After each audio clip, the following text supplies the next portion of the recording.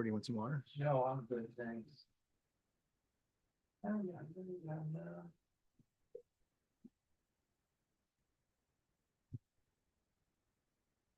thank you. No problem.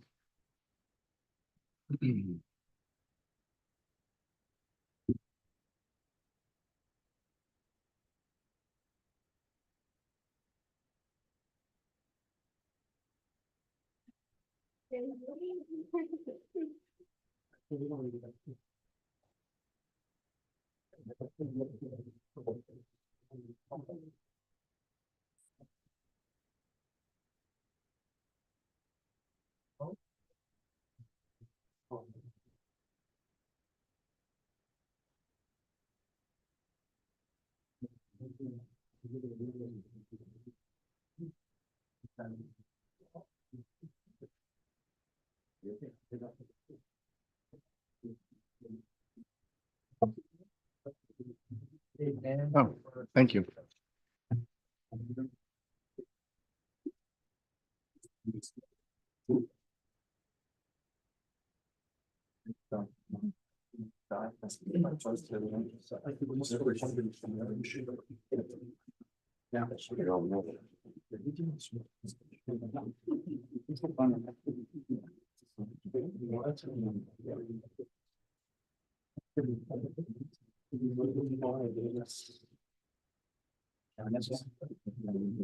Nine, 5, 4.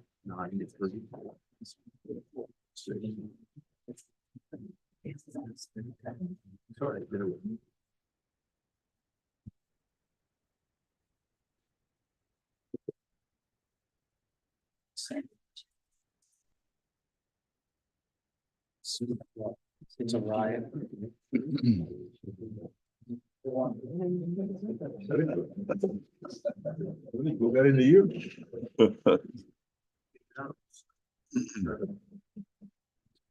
Ladies and gentlemen, we'd like to call to order the regular city commission meeting for February 4th, 2025 at 7 p.m. We have roll call, please. Commissioner Hudak, Here. Commissioner Parnas, Here. Commissioner Preston, Here. Vice Mayor Drosky, Here. Mayor Gans. Here, you'd all stand for the moment of silence and our pledge of allegiance.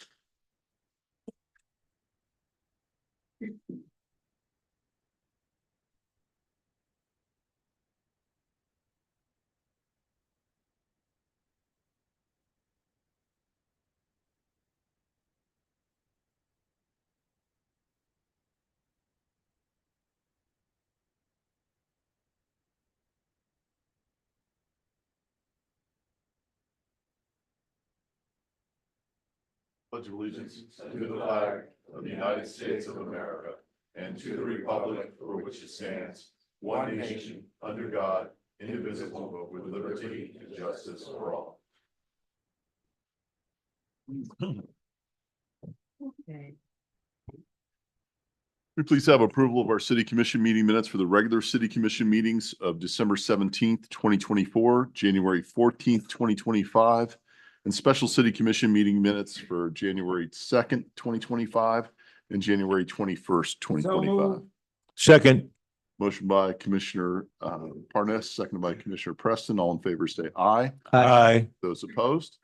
Acknowledgement of our city board meeting minutes for the Education Advisory Board meeting of November 18th, 2024, our Hillsborough Inlet District meeting minutes of November 18th, 2024, Code Compliance meeting minutes of December 3rd, 2024, Community Appearance Board meeting minutes of December 11th, 2024, and January 8th, 2025. So move. Second. Motion by Commissioner Parnas, seconded by Commissioner Preston. All in favor, say aye. Aye. Those opposed. Approval of our agenda tonight for February 4th, 2025. Motion to approve. Second. Motion by Commissioner Preston, second by Commissioner Parnas. All in favor, say aye. Aye. Aye. Madam Clerk. For those attending via Zoom online wishing to speak under public comment or in an item that's open for public input, please click raise hand at the bottom under the reactions tab, and your audio will be unmuted when you're recognized by Mayor Gans. For those attending via Zoom by telephone, please press *9 to raise your hand, and your audio will be unmuted when you're recognized by Mayor Gans. Please make sure your audio is unmuted on your end by pressing *6. Thank you. Thank you. The first item we have tonight is a certificate of recognition honoring the exemplary performance of the facilitation, the Teen Center's C Lab project. The C Lab project unites the power of art with the practice of science to redefine how youth learn about the environment. The City of Deerfield Beach Teen Center participated in a 17-week-long after-school program that integrated art, STEM mentorship, ocean exploration, and creative maker labs. The goal for our teen artists for the Oceans Project was to provide youth with the opportunity to transform the science learning journey into environmental action. Students trained as citizen scientists, as a result, learned that science can be cool. Teens turn ocean trash into art through the 3 R's: reduce, reuse, and recycle, combining creativity with environmental awareness. This program helps solve the loss of science learning, making it more inclusive, easier to understand, and more engaging than ever before. The teens were able to explore the incredible world of the ocean through kayaking, snorkeling, coastal exploration, a swamp walk in the Florida Everglades, paddle boarding, and so much more. Therefore, we wish to commend the work of Alexa Simeon of C Lab, who led our teens to complete this program and did an outstanding job through the 17-week program. Her commitment, energy, patience, and passion for this significantly impacted the lives of Deerfield Beach youth now and will forever have an impact. Thank you so much. Alexa?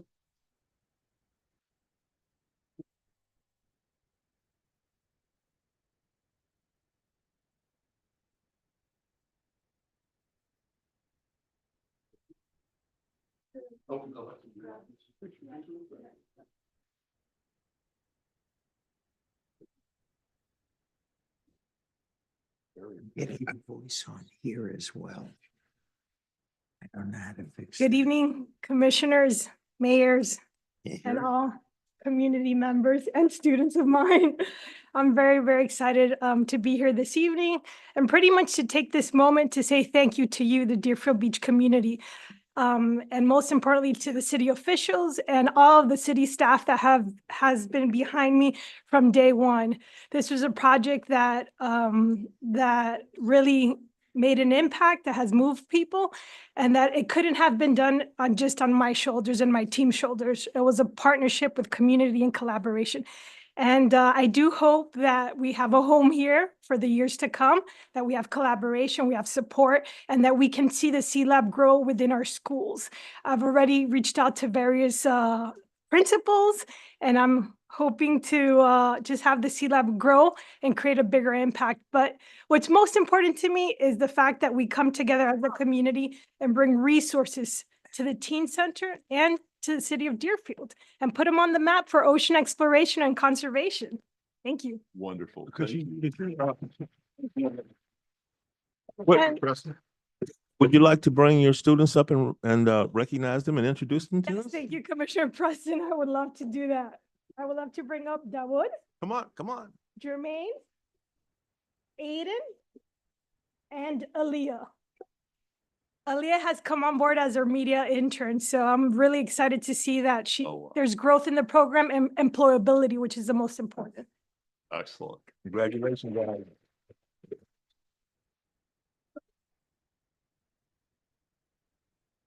You can share a bit about your experience in the 17 weeks design incubator and what you've pretty much taken from it and how your creative passion has blossomed.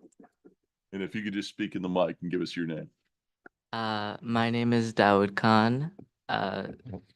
This program is really was the pinnacle, the absolute peak of my junior year.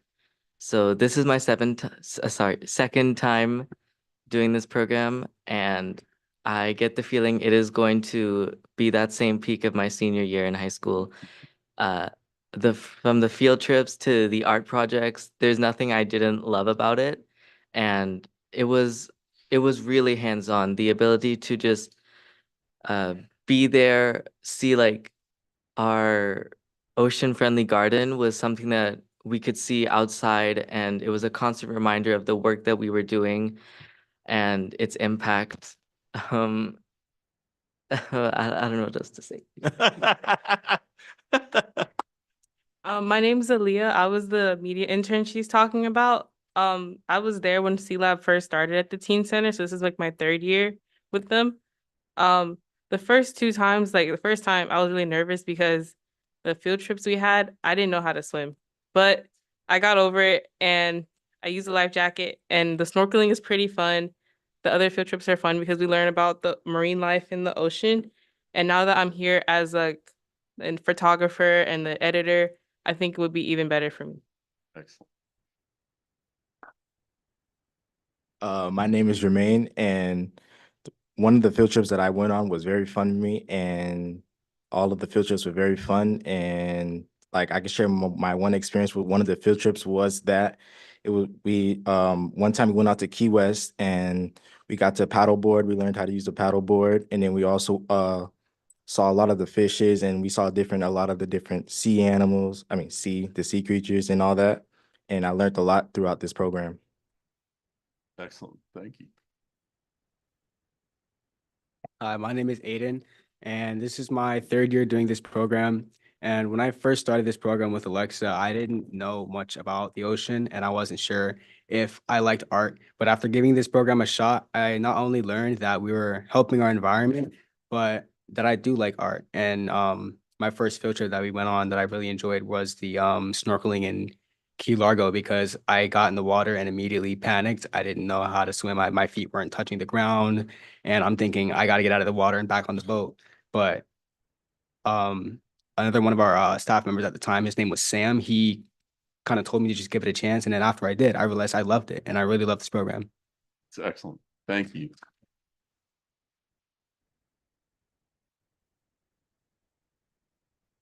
Thank you to my students, thank you to the city, and most importantly, thank you to the support from the Rotary Club of Deerfield Beach, Valerie, Gavin, Mike. They have been the backbone to help me bring this to life. And without that partnership, I wouldn't be here. So everybody in this room, whether you know it or not, you've rooted for the Sea Lab, you rooted for our youth, and I just know that the future is bright. Thank you. Excellent. Thank you.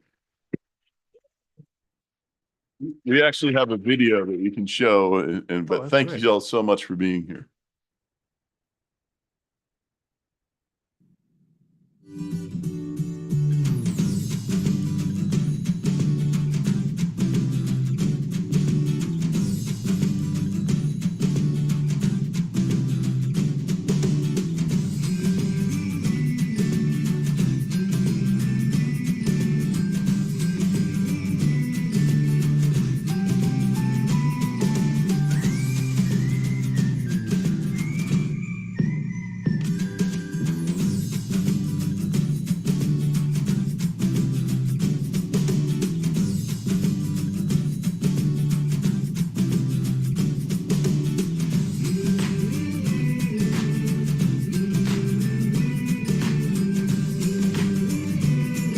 Hello, my name is Duncan, and I'm in my 11th grade at Deerfield Beach High School.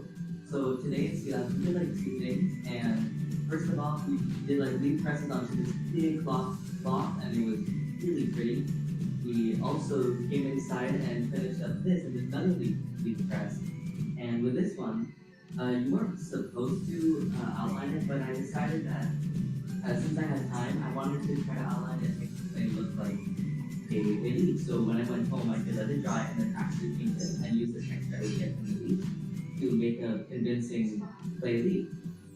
And so with that, I'd like to end up on a fact about trees. So for every tree that you have, every tree that's like alive, you'll have two. It basically cools down the air as much as two working ACs running 20% of the entire day. And so that's just to share the importance of trees in our life and keep the global temperature down. And my call to action to take care of the planet, because you never know how it could like really adversely affect you and those around you. And think about how expensive your mortgage would be if you lived on Mars. Hi, my name is Madeline. I'm an aspiring zoologist. Today we press down leaves, or in my case, a fern, into clay to make these leaf press little medallion things that we're going to put on string. And then I also, for our a backdrop for the garden installation ribbon cutting ceremony we're going to have on the 23rd, we painted leaves, ferns, other native plants, and we painted the leaves and we pressed them down onto the backdrop. So it'll be like a fun little thing for people to take pictures. My call to action is definitely take care of this planet, take care of the plants, take care of the animals, take care of the ocean so we don't have to go to a new one. Hello, my name is Aaliyah and I'm an aspiring marine biologist.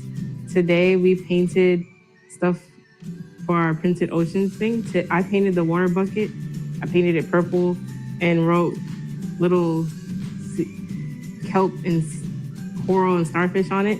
And we also made leaf stamps. I used the fern to stamp my clay. And my call to action is reduce, reuse, recycle. So far as I plant a fern on the Play-Doh, and then I want to stop littering. And I want to stop littering on the ocean. I'm a marine biologist. Today, we printed plants on clay to see the print, and I painted ribbons to make them prettier. My call to action is to stop littering. I'm a marine biologist. Today, we made clay prints out of leaves, and I sprayed some rope with watercolor and painted some seashells. And my call to action is to stop littering. I'm a marine biologist and art explorer, and today with Sea Lab, we made leaf molds. We took clay and we pressed the leaves from trees onto them, and we painted ropes outside. My call to action to you guys is to pick up litter more you see on the streets.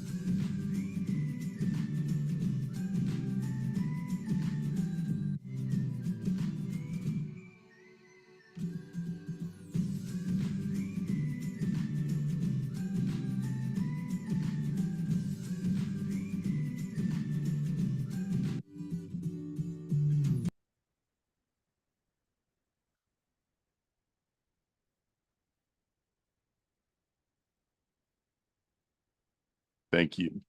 Captain Hofsing?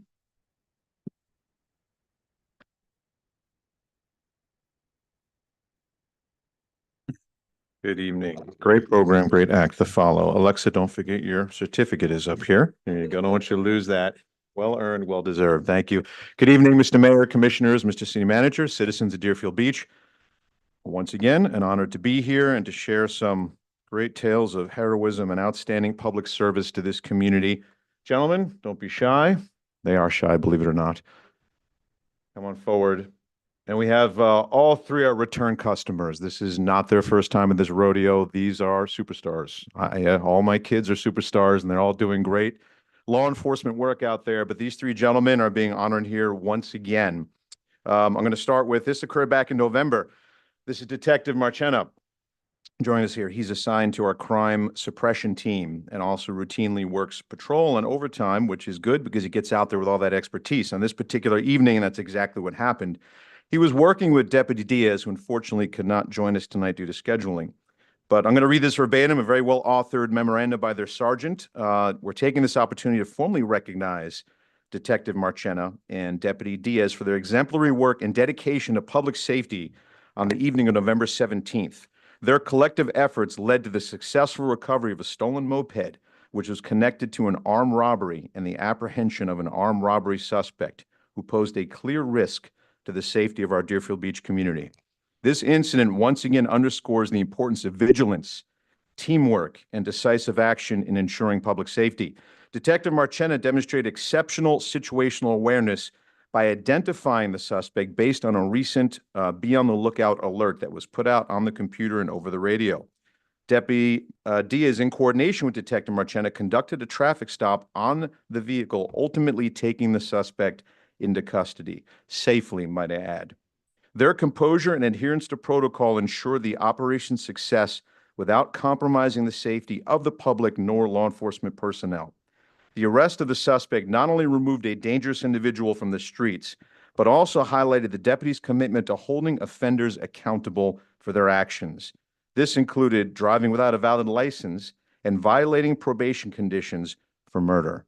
So this was a murder suspect who was also, in addition to these crimes, violating his probation for murder. And I know we're all asking the same question. How does one get probation for murder? It's a great question. That's a whole nother workshop. Their diligence in coordinating with the robbery unit and ensuring proper documentation of the incident further reflects their dedication to a thorough and accountable job of policing. This detective's actions exemplify the highest standards of law enforcement service. They turned a routine observation into a pivotal moment for community safety through sharp instincts, decisive action, and collaborative teamwork. Detective Marchena and Diaz deserve the commendation for their outstanding work and unwavering commitment to protecting and serving the citizens of Deerfield Beach. And for that, they're also recognized as our Employees of the Month. Congratulations, sir. Very, very nice.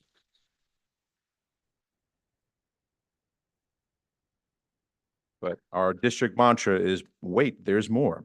So I'm also honored to present again Deputy Joyner and Deputy Atenito. We are recognizing them for their exemplary professionalism, bravery, and dedication during a critical incident that occurred also in November. Deputy Joyner, very proactive deputy, conducted a traffic stop on a Volvo for an inoperable tag light. Deputy Atenito was also present on the scene and requested the passenger to exit the vehicle. That passenger promptly fled on foot. He headed northbound on Southwest First Terrace. Both deputies immediately pursued and engaged the suspect on Northwest 2nd Avenue. That's how far they made it, just north of Hillsborough, not to mention traversing that dangerous corridor and all that traffic. Despite their lawful commands, the suspect resisted, leading to a physical altercation. It ultimately required the assistance of 3 deputies to successfully subdue and detain this individual. During the struggle, a Glock 26 handgun with an extended magazine loaded with 24 rounds of ammunition fell from the suspect's waistband. Subsequent investigation revealed the suspect to be a 4-time convicted felon on probation for delivery of narcotics and possession of a concealed weapon, no surprise, and he also had an active felony warrant for burglary conveyance. And that firearm in his possession was also indeed confirmed stolen out of the Hollywood Police Department earlier that year. This incident underscores the deputy's vigilance and unwavering commitment to public safety. And allow me to interject, of course, the dangers that these deputies face every night when they take these actions to protect our community. Deputy Joyner's routine, we say routine, nothing routine about this traffic stop, not only removed a stolen firearm from the streets, but also ensured the apprehension of a dangerous individual, thereby averting potential harm to the community. Their actions exemplify the highest standards of professionalism, dedication to duty. In recognition of their outstanding performance and contribution to community safety, we strongly, they recommended that they be Deputies of the Month, and they were indeed selected as our Deputies of the Month. So, gentlemen, thank you very much. Congratulations. Thank you for all you do for our community.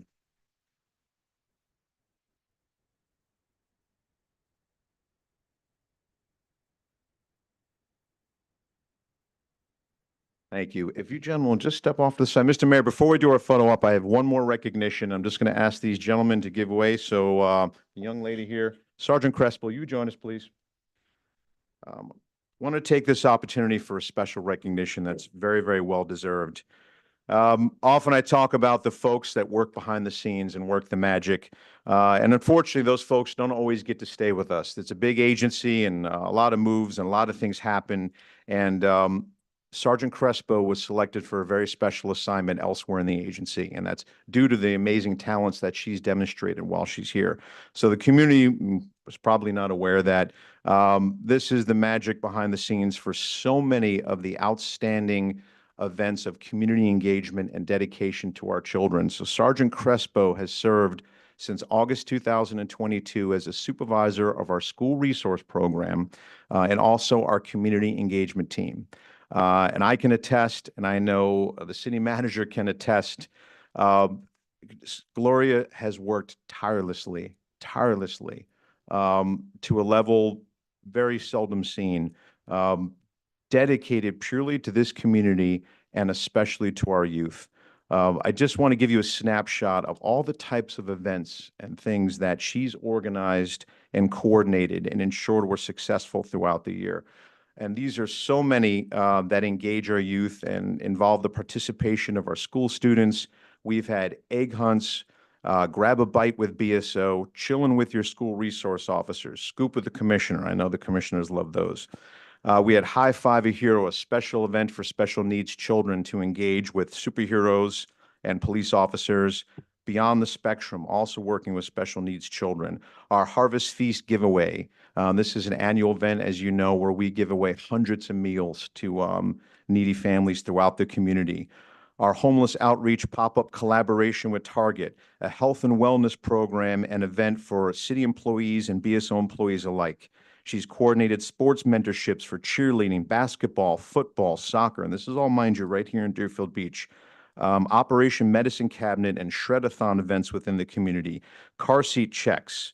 RAD classes, that's our rape, aggression, and defense classes, both for women and children alike.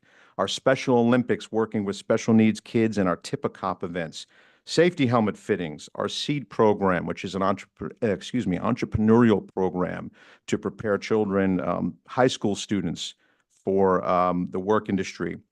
Waterways Picnic, our Chess with Leadership cadets. Santa on the Sand, also another event for special needs children. Shop with the Deputy Sheriff at the holiday time for needy families. Our Friendsgiving events, our Harvest Drive, Homecoming prom prevention programs, Public Safety Night, as everyone's aware, at Quiet Waters Park, Coffee with the Cop, our Outstanding Explorer program, as you know, an unbelievable Explorer program, which has brought in so many awards and recognition for the city, and also working with our COPS volunteers. And again, it's just a snapshot. I implore everyone, when you have the opportunity, to do me one small favor. I'd like you to go to the BSO Deerfield Beach Facebook page. It's easily accessible and searchable. That's right, Gloria.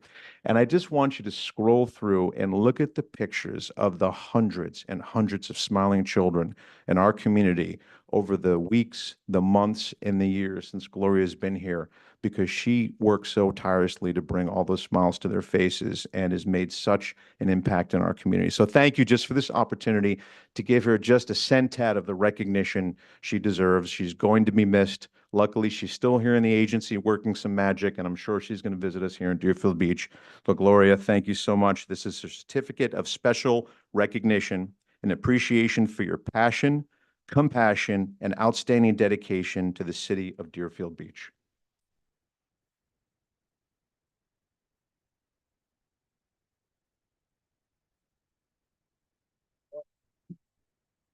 No, if I have to guilt you into it.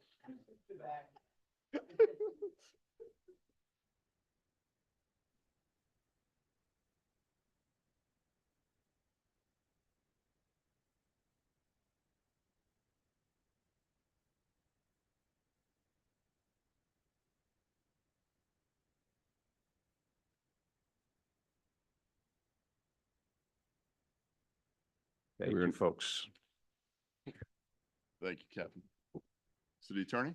Now at the public comment portion of tonight's meeting, persons addressing the commission shall state his or her name and address and may speak for 3 minutes unless extended for 1 additional minute by the mayor. This is the time for public comment on items that are not on tonight's agenda. If you have public comment on an item that's on tonight's agenda, the time to do that is after the title for that item is read into the record, and the public comment period for that item is open to the public. No comment shall be made related to the personal life or personal qualities of any person, and no language which would offend persons of ordinary sensibility shall be permitted.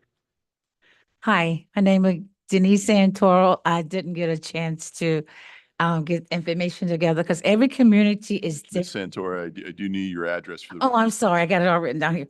Okay, 263 South Pine Street, apartment 4C, Johnsonville, South Carolina, 29555 in South Carolina, here in sunny South Florida, at 161 Southwest 5th Court, Deerfield Beach, Florida, 33441. My email address is americablessedchildren@gmail.com. My phone number, my cell is 843-625-1007. I started a program in South Carolina, 2008, in Hemingway, South Carolina.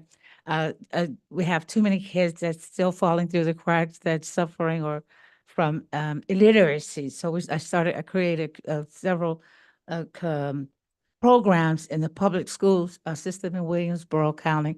All of the schools gave out bikes.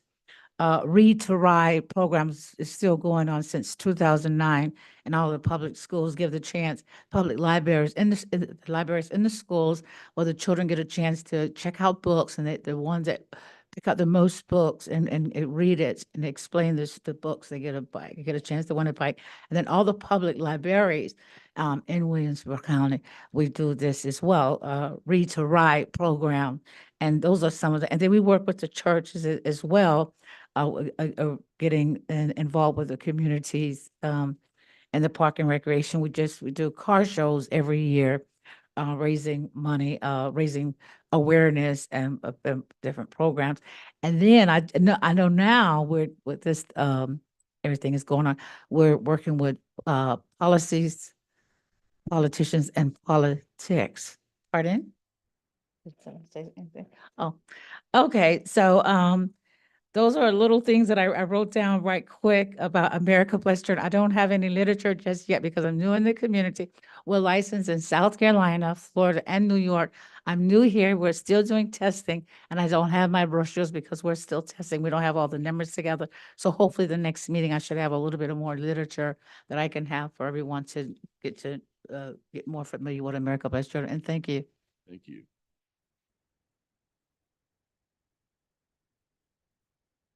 Michael Lubin, 16 Little Harbor Way, Deerfield Beach. Good evening, Mayor, Vice Mayor, Commissioners. Just want to make a comment that on the city website, there was an incorrect time for the Education Advisory Board meeting tomorrow. It is not 7 o'clock. It will be at 5:30. That is our new time for the next number of months. 5:30 tomorrow night. Everybody is welcome. Thank you so much. Thank you.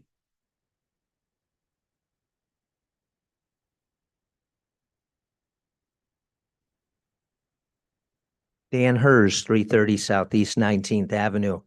I couldn't care what the District 3 Commissioner says to me when walking up to the podium, when exercising my rights as a resident and taxpayer in the city to speak on an item being discussed by the Commission.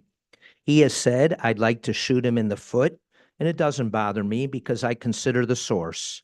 But when the District 3 Commissioner does it to other taxpayers, like he did at the last commission meeting, that is when I take offense. And if the city attorney and the other commissioners look the other way because it's just Bernie, I will not. I asked the District 3 Commissioner for his last 3 meetings in office not to say anything rude or disrespectful to any taxpayer. Since I've given up on trying to get the city to do anything more than the minimum to promote the March 11th municipal election, I'll take a second to promote the first candidate forum. Natura will have a mayor-only candidate forum 1 week from tonight at 5:30 p.m. at the Natura Clubhouse. This event is exclusively for Natura homeowners, and they will have the opportunity to ask questions. I am trying to have the event televised live on Facebook so the whole city can watch, learn, and be motivated to vote by mail or vote in person on March 11th. By the way, I want to commend whoever the person is who is in charge of the marketing campaign regarding the change in residential garbage pickup days. If the city manager will tell me who it is, I may try to hire them to promote our municipal elections on March 11th. I'm still not sure why the city is so proud of their 12% voter turnout percentage. Speaking of politics, the District 4 Commissioner is heavily involved in it lately. After not getting the endorsement from the Broward Republican Club, he ran into a buzzsaw by the name of Chaz Stevens during the Sun Sentinel endorsement Zoom call. I almost felt sorry for him. I have a question for the District 4 Commissioner from the last regular commission meeting. He said removing Sandra Jackson from the African American Heritage Board was not done for political reasons. He then claimed she was removed because of an incident at the Juneteenth Festival of 23. Since that event occurred 18 months before he removed her from the African American Heritage Board, does he always wait 18 months before admonishing and removing somebody from a board, or does he usually do it sooner? And if usually sooner, why did he wait 18 months in this particular case? Thank you.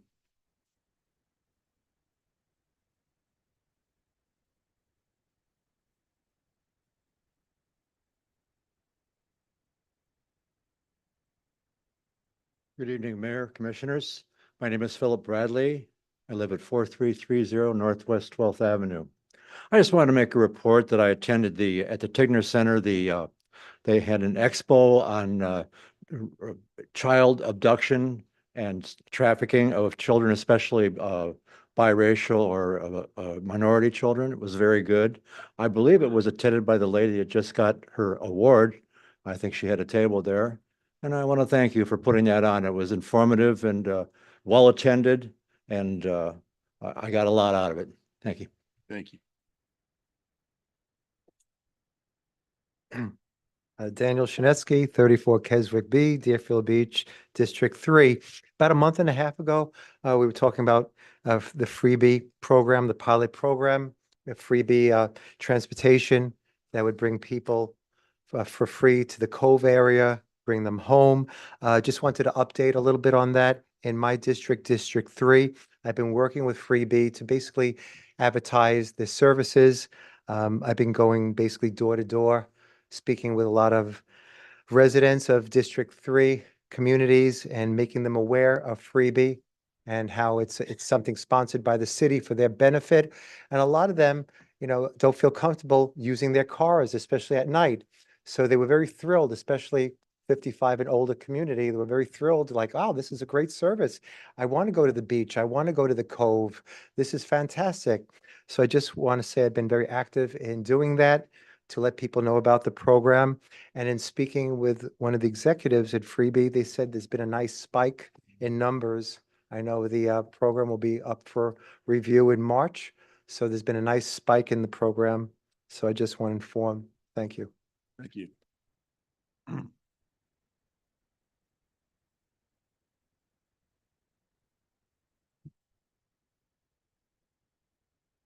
Karen Shelley, 190 Durham D. I'm the third in the row for District 3.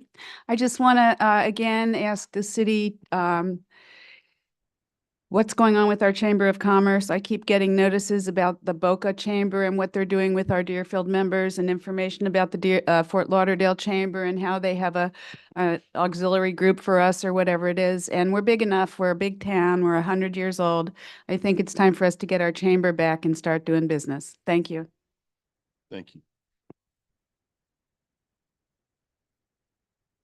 Anyone online? Okay, I'm going to close it to the public. We are now on the consent agenda. Items 3 through 5 are currently on the consent, and I know the manager has a comment on one of the items. City On Manager? item number 4, if we could table that, there was issues afterwards that the applicant can no longer do that event. So they've asked for us to table that for now. Do we have 3 and 5? Commissioner, are there any polls? No. Anyone from the audience care to speak on item 3 or 5? Okay, anyone online? Okay. All right, I'm gonna open it to the public then. Come up, just let us know which items you'd like to speak on. Just come on up, either 3 or 5, whichever you'd like to speak on.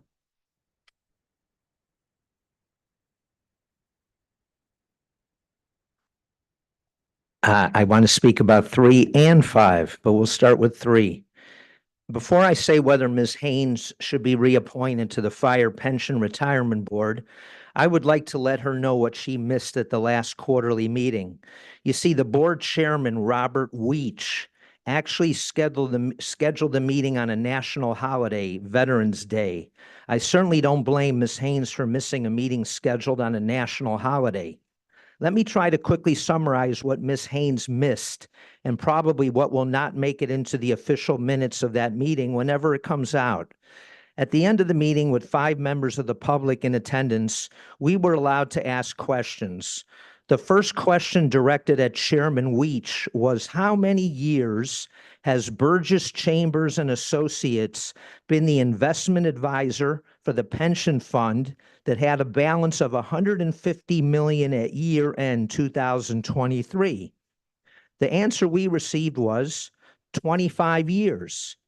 The next question of Chairman Weech was, when was the last time the pension board put out a request for proposal for a new investment advisor?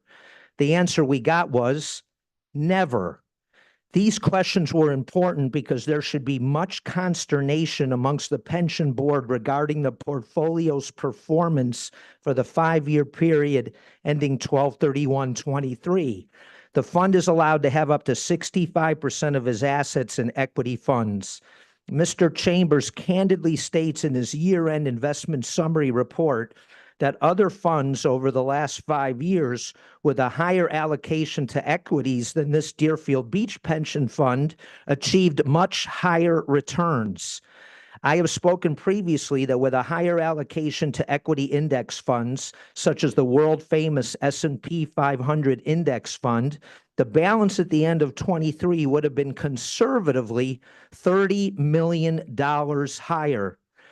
Remember, Ms. Haynes, that the city has paid out over 15 million of the taxpayers' money. Address anything you have to say to the. Okay, remember, Commission, that the city has paid out over 15 million of the taxpayers' money over the last 2 years to keep the pension fund actuarially sound. That extra 30 million could have gone a long way in reducing that burden to the taxpayers. So I hope at the next fire pension board meeting in March, all 5 board members will start asking the tough questions that need to be asked of Mr. Chambers. And who knows, maybe an RFP will be sent out before another 25 years go by. For the record, I fully support Ms. Haynes' reappointment to the Deerfield Beach Fire Pension Board. Regarding number 5, at a previous meeting, well, this is another thing, so. Yeah, go ahead. Okay. Thank you, Mayor. At a previous commission meeting, the taxpayers were told when the beach lot was sold, that was the last beach lot that was in the hands of a private entity. And I believe that was the District 4 commissioner who made that statement.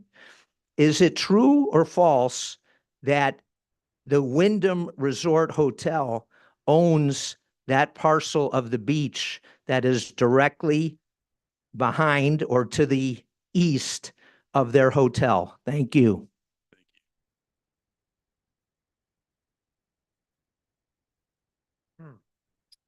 Daniel Shanetsky, 34 Keswick B, Deerfield Beach, Florida, District 3. This is for item number 5. I'm definitely in support of it. Last year, they had 3 special events, and it was a success. There were no problems. There were no incidents that I'm aware of. Wyndham Deerfield Beach Resort, I think, is an excellent collaborator with the city of Deerfield Beach. I think this brings tourists and capital and windfall to Deerfield Beach. So I think it's very important that we support this. And I think a great goal for Deerfield Beach, why not make Deerfield Beach the wedding capital, the beach wedding capital of the world? Why not? I think we deserve it. So I'm definitely in support of this resolution. Thank you. Anyone online? Okay, I'm gonna close it to the public then. And for the record, so there's some clarity, the City of Deerfield Beach Commission has no ability to tell the Firemen's Pension Board what to do with their investments on that, but the board members can. Okay. Let's go. We have 3 and 5. We have no polls. Looking for a motion. Motion to approve. Second. Motion from Commissioner Hudak, seconded by Commissioner Parnas. We have roll call, please. Commissioner Hudak? Yes. Commissioner Parnas? Yes. Commissioner Preston? Yes. Vice Mayor Drosky? Yes. Mayor Gans? Yes. And Mayor, we're looking for a motion to table on item number 4 for the manager's request. Okay. Motion to table item Second. 4. Motion from Commissioner Preston, seconded by Commissioner Hudak. All in favor, say aye. Aye. Opposed? Item number 6 is the presentation regarding the 2024 Vision Zero report. Thank you, guys.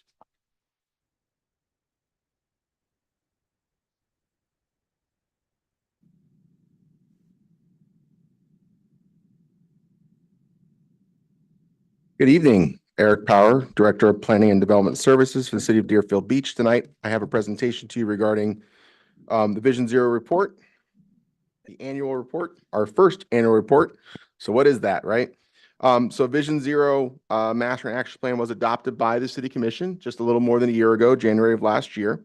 And each year, part of being a Vision Zero community is to evaluate the prior year's progress and determine what upcoming goals would occur for the next year. BSO provides us an annual report to fatalities and serious injuries.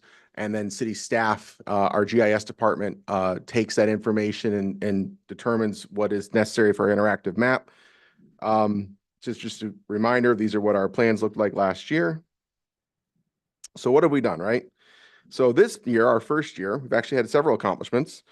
We have been awarded 2 grants from the Federal Highway Administration totaling almost $4 million in funding.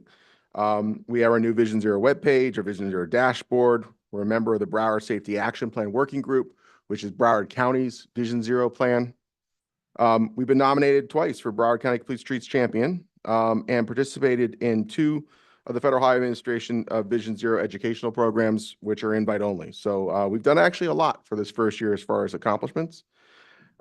This is just a quick example of what our dashboard looks like. I know it's a little blurry. If you zoom in, you actually see all of the different crashes and all the details that are on here. We are always working a year backwards. So the 2023 data is there. 2024 data is being evaluated at the moment. This is just a quick graph of the deaths and the serious injuries in Deerfield Beach. The top one being the serious injuries and the bottom being fatalities. Unfortunately, we are on the rise. It was expected that we would be continuing to be on the rise in the next couple of years. That is the trend throughout the country. As we work towards increasing safety in our city, we hope to bring that down, but it is unfortunate to see that this continues to grow and getting back to the post-COVID numbers. So what are some action items that we discussed? The action plan is actually broken into several categories, mostly based by time, 0 to 12 months, 1 to 3 years, 3 to 5 years, and continuous. And just review of that, we did complete several of the 0 to 12-month action items. We did not complete all of them. There's some that we're still currently working through. We did some action items related to the 1 to 3 years. That's what we're working on right now. And as far as continuous, so we've done several of these action items. I don't mean to race through them, but there's a lot. There's over 40 action items they're working towards. And then again, working on the 1 to 3 year goal, which is what we're in now, that 1 to 3 year goal set. So that 0 to 12 months was really a sort of an awareness and understanding of what Vision Zero is in this community and how we can make it work. The 1 to 3 year is more of creating that long-term plan. As you are well aware with the commission, granting and approval of projects, especially when it comes to grant funding, the time in which a project is created and the time in which a project is actually funded and the time in which a project is actually completed could be several years. So we're in that process right now of identifying all projects, identifying funding sources for projects, working with DOT for that long-term goal of actually creating physical change. And with you tonight is a copy of the actual status report. It's a 2-page document. It'll be on our website, hopefully the next couple of days.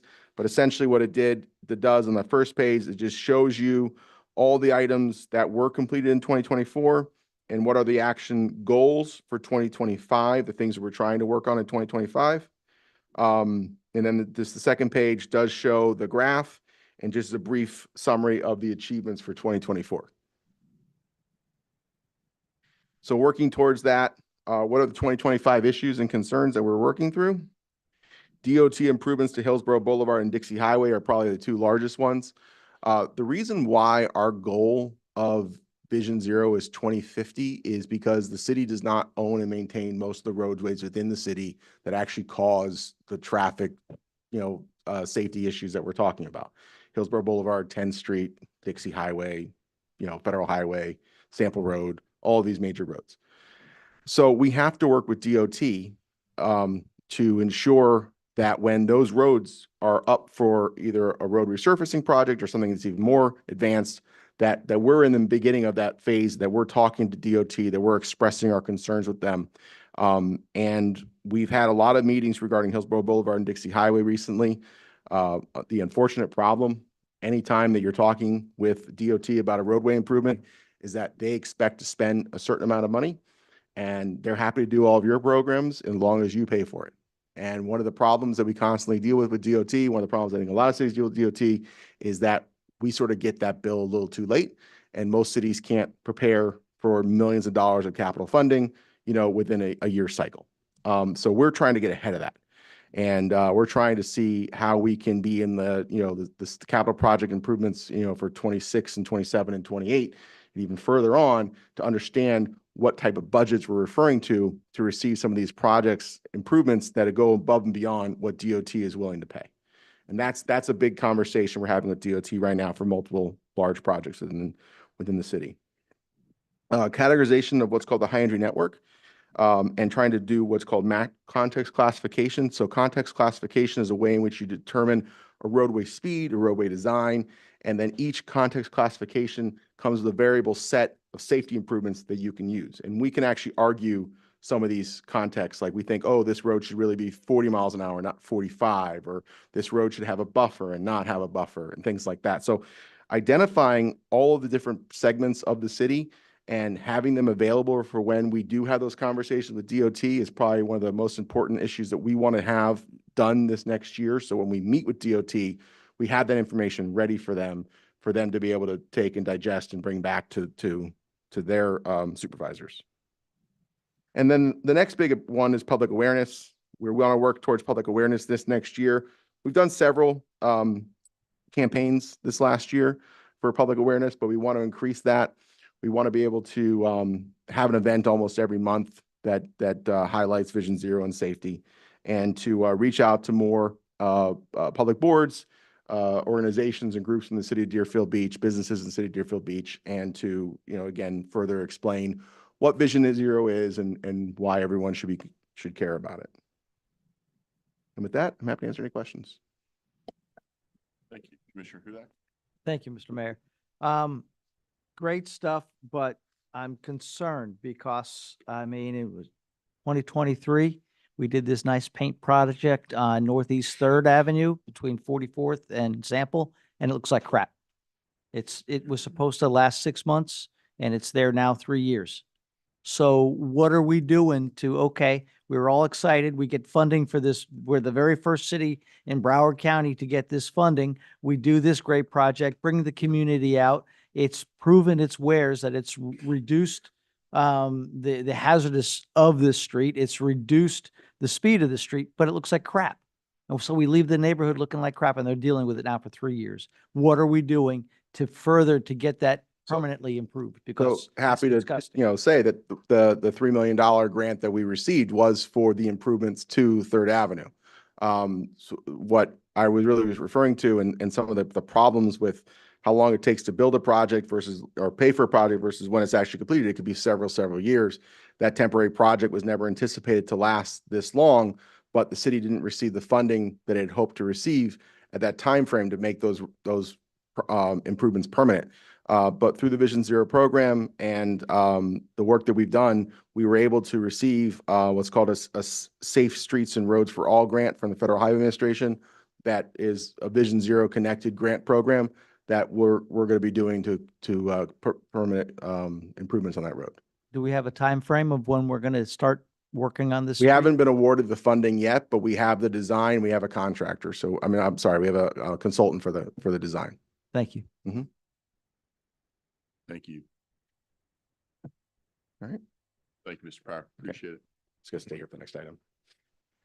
Item number 7 is a resolution of the City Commission of the City of Deerfield Beach, Florida, approving a change order with Emerald Construction Corporation, doing business as Nucor Construction, in an amount not to exceed $215,333.76 due to unforeseen subsurface conditions for the Southeast 8th Avenue Stormwater Capital Improvement Project, extending the substantial and final completion dates for the project, providing for execution, implementation, and an effective date.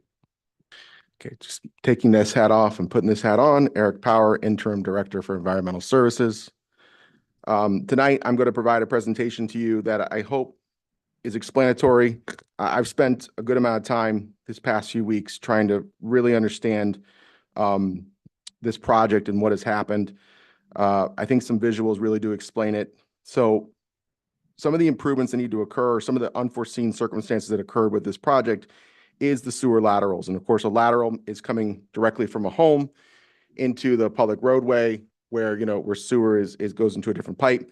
And there's been conflicts with the stormwater pipes, which are going in one direction, and the sewer laterals, which are going into another. Of course, those pipes can't be connected. And here's just some physical examples of what that is. So you can see here on the left how deep this actually is in the street. This is why the dewatering issue has been so ongoing and constant, because we've had to dig so deep in order to put these pipes into the road. And what you can see going across and on top of the plastic pipe, those are the sewer laterals that we're referring to. So we can't create conflict. We can't put this pipe on top of that lateral. It has to go under the lateral. And that's some of the things that, unfortunately, until the spot digging occurred, they couldn't recognize that these issues happened. This wasn't on every single street, but it was on a few of the streets. They were able to do some of that work on 8th Avenue, but they have identified that the ongoing work is going to continue on 4th, 5th, and 7th, because they know that the similar conflicts will occur. So what's that proposed solution? Is, of course, to increase the depth of the excavation, to go even deeper, to go underneath the laterals, and to change in some locations the proposed pipe from 36 inches to 24 inches, obviously just being a foot smaller. And that way we'll have some more ability to go underneath.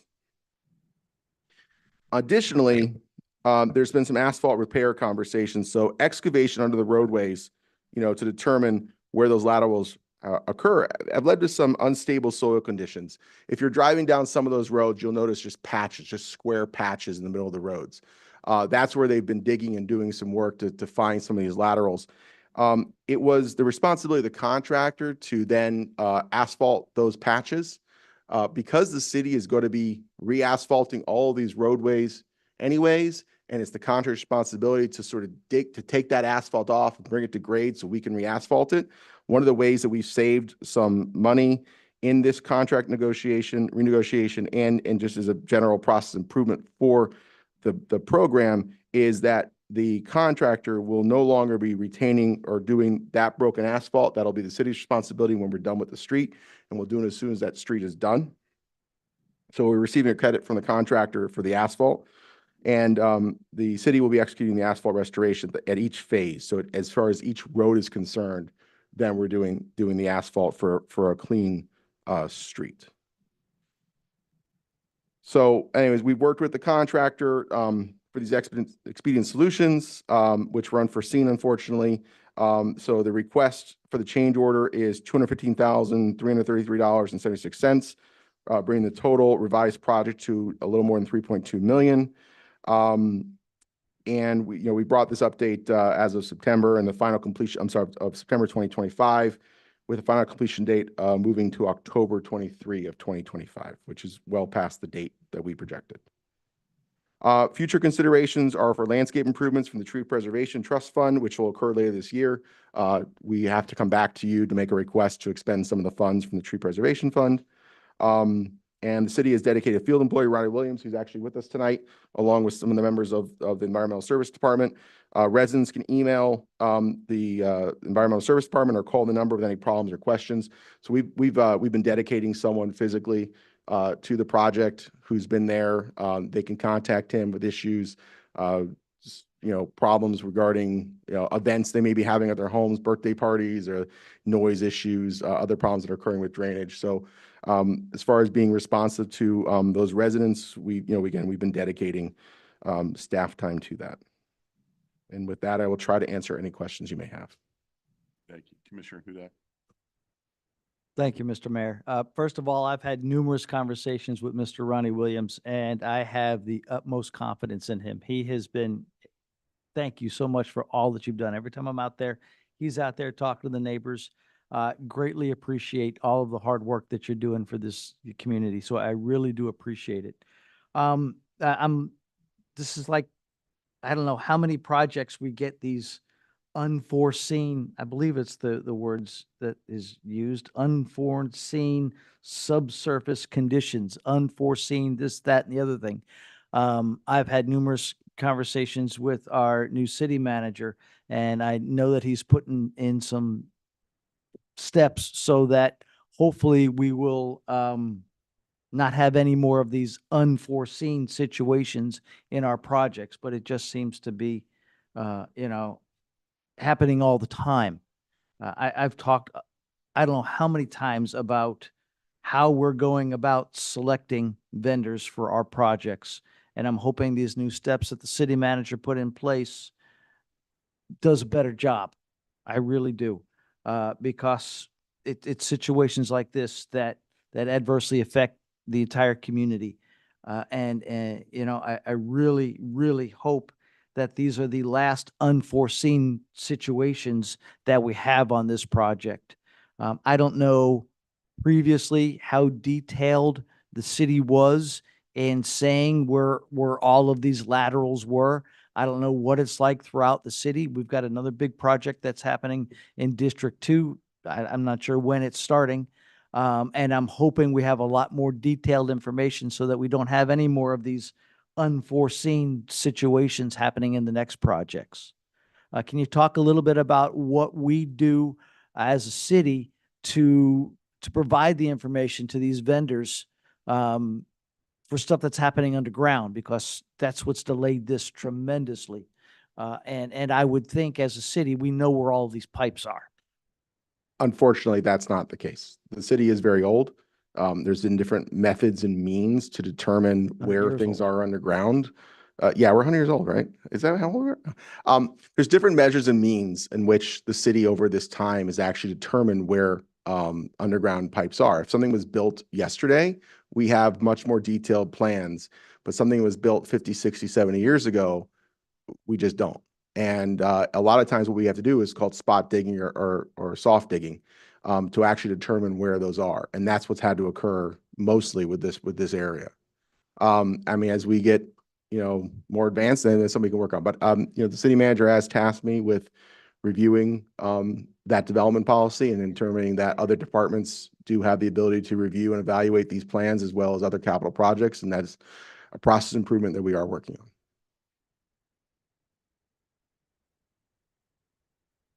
Any comments? Yes, Commissioner Parnas.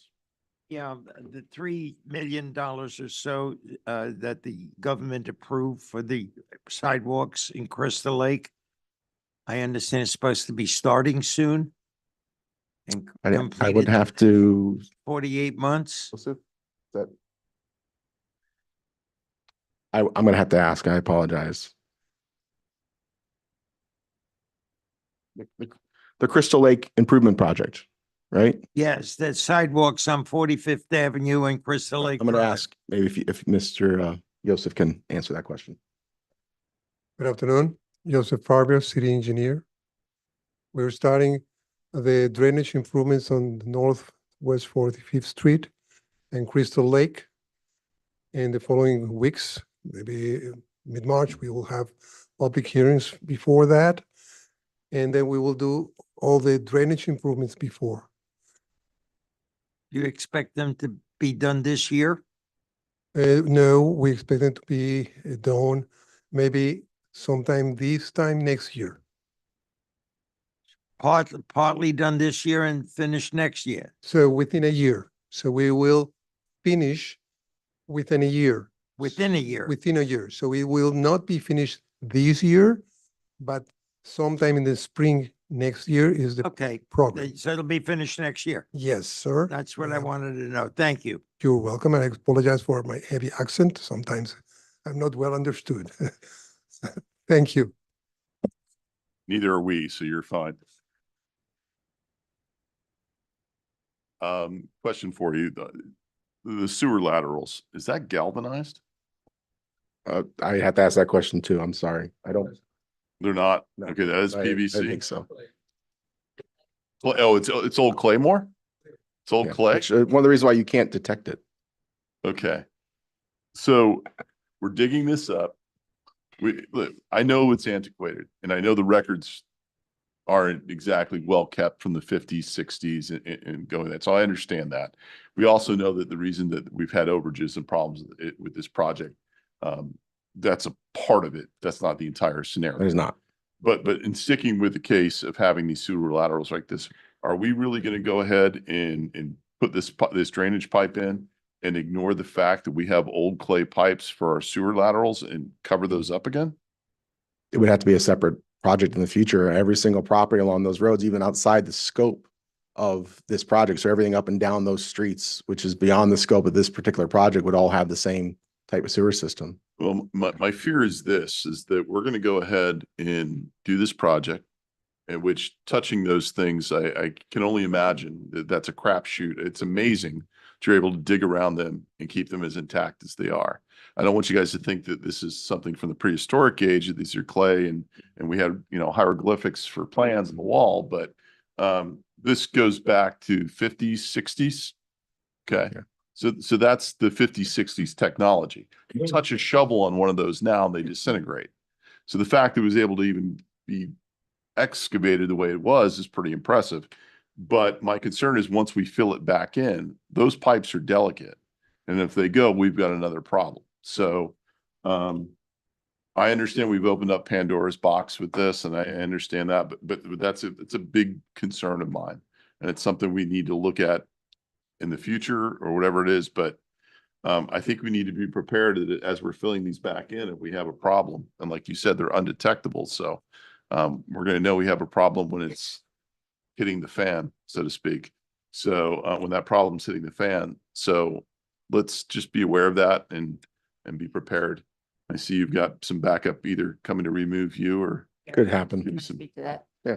Josh Neiman, Assistant Director of Environmental Services. So as you talked about with the clay pipes, we are in the process of lining all of the city sewer pipes, which means it's a non-intrusive plastic liner that gets blown into the pipe. And so we won't have to do the large project that we see right now when we're digging up roads, and you'll be able to do it pretty much from a soft dig point. So we will be able to do that, and that is an ongoing project that we already are doing. That's an annual process improvement, right? That's an annual process improvement. Yeah, we've been doing that for years. I didn't realize we were doing them on clay. I knew we were doing them on galvanized. Galvanized clay, the entire city. Okay. Yep. Great. Thank you. Yeah. So that is something that we track annually. Perfect. Things I'm learning about. Okay. Any other commission comments? No, to the public then, Mr. Power. Thank you. Thank you. Anyone from the public here to comment on this item? Of course.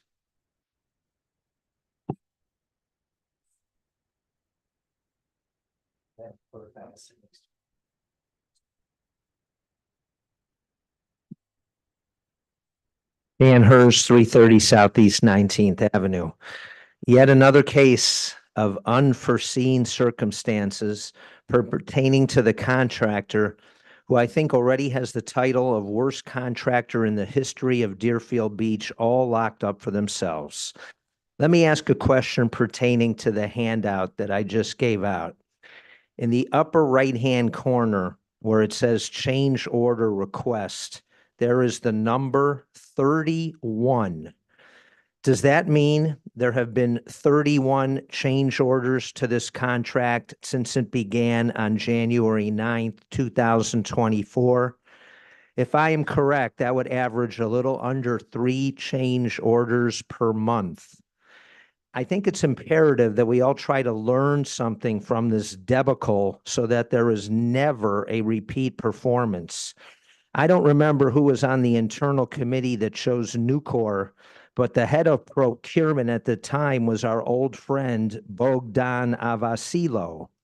Let's look back at the 3 finalists, Nucor, FG Construction, and Mancon Incorporated.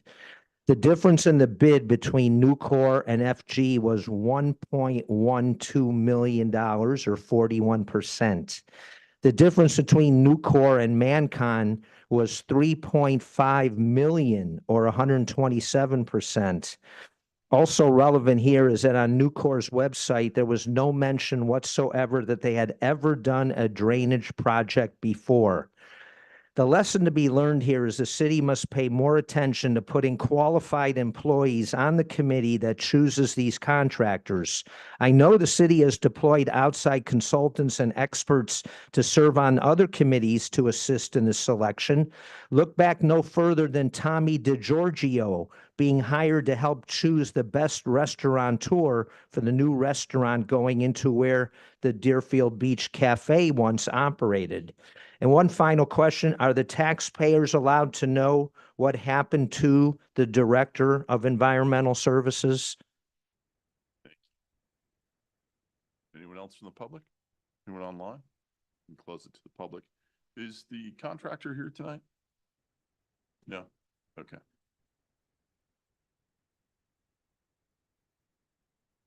Mr. Power, can you answer the question regarding the 31 change orders? Maybe.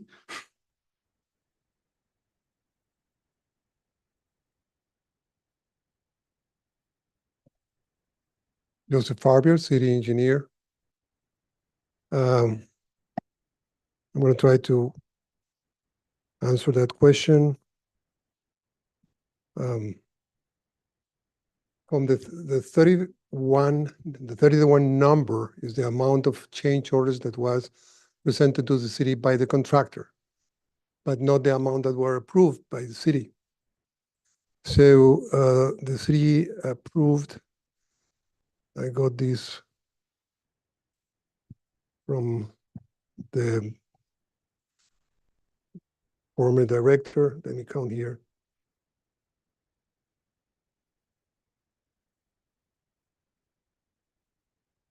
So from the 31st, the city approved 12. Though most of these change orders are minor change orders, of them around $2,800, $2,500 for additional materials on a dig because of these many conflicts we had, change of a structure because it wouldn't fit because of conflict and things like those minor things. Now, the two major change orders were related to what the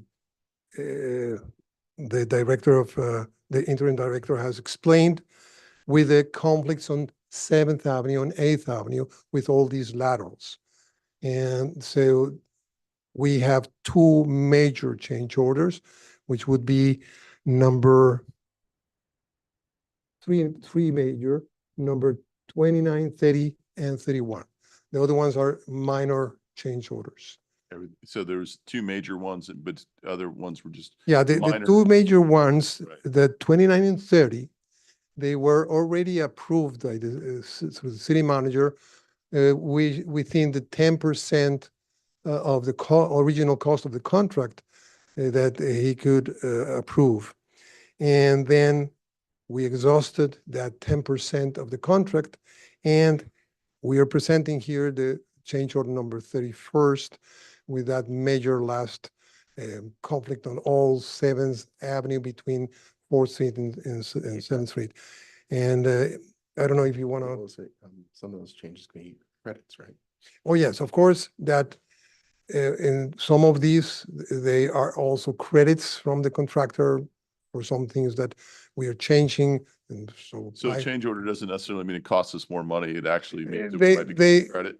what Okay. I want to make very clear, they all mean more money, but it could have been more money even if we didn't have some credits on things. So for example, they are changing the asphalt, right?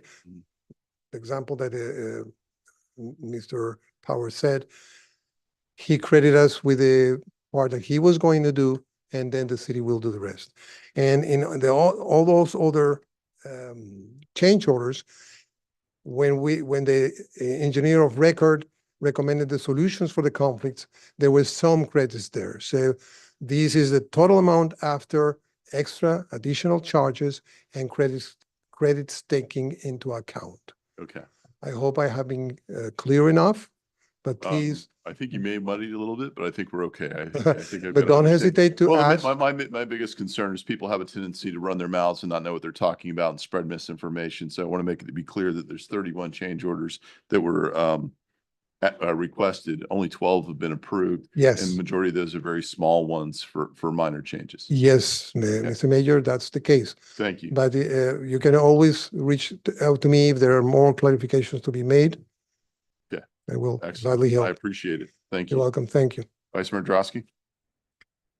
Thank you, Mayor. I mean, change orders aren't uncommon. It's part of the construction process. I, like Commissioner Hudak, was very upset when I saw this item come onto the agenda, because I'm like, here we go again. But it's a matter of sitting down with staff and getting the facts on this project.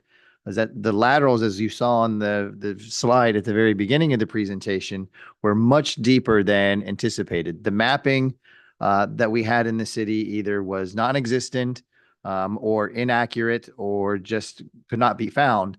So the location of those laterals was much deeper than was anticipated where they should have been. So when they dug to the depth where they should have been, they weren't there. They were actually much, much deeper, and the pipe has to go underneath the lateral. So you have to dig even further down.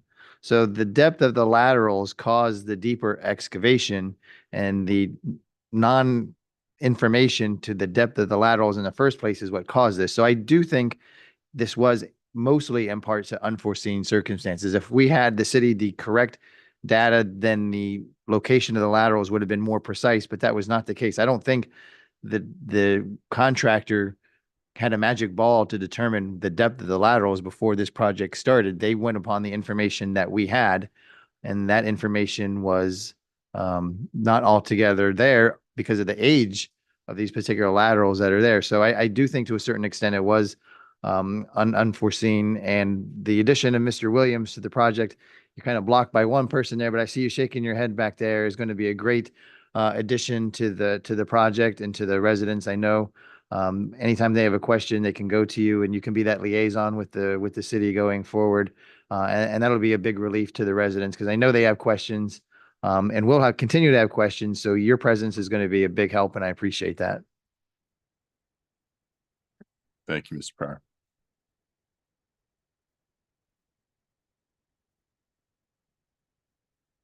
Commission? Yes, I did. Motion to approve. Second. You have a motion from Commissioner Hudak, seconded by Commissioner Parnas. We have roll call, please. Commissioner Hudak, Yes. Commissioner Parnas, Yes. Commissioner Preston, Yes. Vice Mayor Drosky, Yes. Mayor Gans. Yes. Okay, we are now at comments by administration and legal. I have one comment tonight. I'm requesting an executive session in the arbitration matter regarding the Board of Trustees of the City of Deerfield Beach, Municipal Police Officers Retirement Fund, and the City of Deerfield Beach. And no comments from city manager. Item number 8 tonight is we're on city commission business. Item number 8 is a resolution of the city commission of the city of Deerfield Beach, Florida, approving and authorizing execution of an employment agreement with Rodney Brimlow for service as city manager, approving Mr. Brimlow's service as city manager, providing for execution, and providing for an effective date. If it's okay with you, Mayor, and the commission, I'll give a brief overview of the contract, and of course, I'll be available to answer any questions, as is Ms. Lindsay, your HR director. I believe she's online to answer any questions as well. So just to go over the key terms, the salary, you'll see there's a blank currently in the agreement. That's up to you. The compensation of the city manager is fully within your discretion. The city manager, under his existing interim city manager contract, salary is $220,000. Mr. Brimlow has requested $249,000. You have been provided with salary surveys. One of them came from the HR department that was made prior to the selection process. The second one came from the recruiter, and the third one came from an outside agency that was also working on a recruitment. With respect to salary increases, the proposed contract before you provides annual cost of living salary adjustments in the same amount provided to all other managerial employees of the city. Any further adjustments for annual merit increases are at the commission's discretion, subject to the performance evaluation process, the same process that you had with the prior city manager. With respect to retirement benefits, it provides for 15% combined deferred compensation and retirement contribution. That contribution is the same amount as the prior 2 permanent city manager contracts. It's my understanding, Ms. Lindsay can confirm, that currently managerial employees are afforded 13%. outside of being the city manager. The auto allowance is a $600 monthly automobile stipend. That's the same as Mr. Brimlow's current auto allowance. He is provided with a city-issued cellular phone and laptop with data plan. The city will provide group health with spousal and dependent coverage identical to all other employees. If Mr. Brimlow chooses not to participate in the city's health and medical insurance plans, the agreement proposes he would receive a monthly medical stipend in an amount equal to the average monthly family plan contribution the city makes for its managerial employees towards health and medical related premiums. Provides for term life insurance policy and long-term disability policy at terms identical to other managerial employees. With respect to leave, sick leave, vacation leave, the city manager receives 20 days credited annual leave. That's a one-time credit upon execution of the contract. That was the same credit provided to the last two permanent city managers. On annual leave and sick leave, he would accrue that leave at the highest rates provided to all other managerial employees of the city, and the accruals would be subject to the highest accrual cap limits applicable to all other management employees of the city without regard to the years of service. And then you have recognized city holidays as part of leave. Health savings, PTO. These are two managerial benefits he's currently receiving under the executive management plan. It's proposed he would be provided those benefits as well in the city manager role. The term, if you approve it tonight, would commence as of January 21st, 2025, when you made the appointment at the last meeting. It would continue until terminated by the manager or the city as provided in the agreement. Termination, the commission can terminate at any time at a regular or special city commission meeting. There's a procedure for a hearing provided in the charter. So it would be subject to that charter procedure. It is a majority vote under our charter. If the manager is terminated for misconduct, there's no severance pay due. If the manager is terminated for reasons other than misconduct, and that termination occurs in the first 6 months of his contract, then he would receive 10 weeks severance. If that termination for reasons other than misconduct were to occur after the 6 months, he would get the 20 weeks. The prior two city manager contracts provided for 20 weeks severance with that same condition. And I just wanted to point out, he doesn't just get the severance payment for nothing. In order to get that, he would need to sign a release, releasing all of the city and all of the city employees, et cetera, from any claims. So that would be part of that. The manager may resign with 60 days notice to the commission. If the manager resigns, no severance payment would be due. Additionally, it provides for a waiver of the residency requirement that's in the charter, which gives you the ability to waive as the prior city managers have. Again, I'm available to answer any questions, and Ms. Lindsay is available as well. Thank you. As far as the severance goes, City Manager Hanson had 9 months severance. Is that correct? So Mr. Hansen's contract was entered into in 2012. The original contract was entered into 2010. And his original contract did provide for 9 months severance. The following year, the legislature enacted a law that went into effect July 1, 2011, that capped for governmental entities paying severance. It capped it at 20 weeks. And that became sort of the new standard cap in the state of Florida. So to directly answer your question, yes, Mr. Hansen had the 9 months severance in his contract, which was executed before that law went into effect. Mr. Santucci had the 20 weeks. Thank you. And this contract has for 10 weeks severance after 6 months. Within the first 6 months of the agreement, it would be 10 weeks. Anytime thereafter, it'd be 20. Thank you. Okay.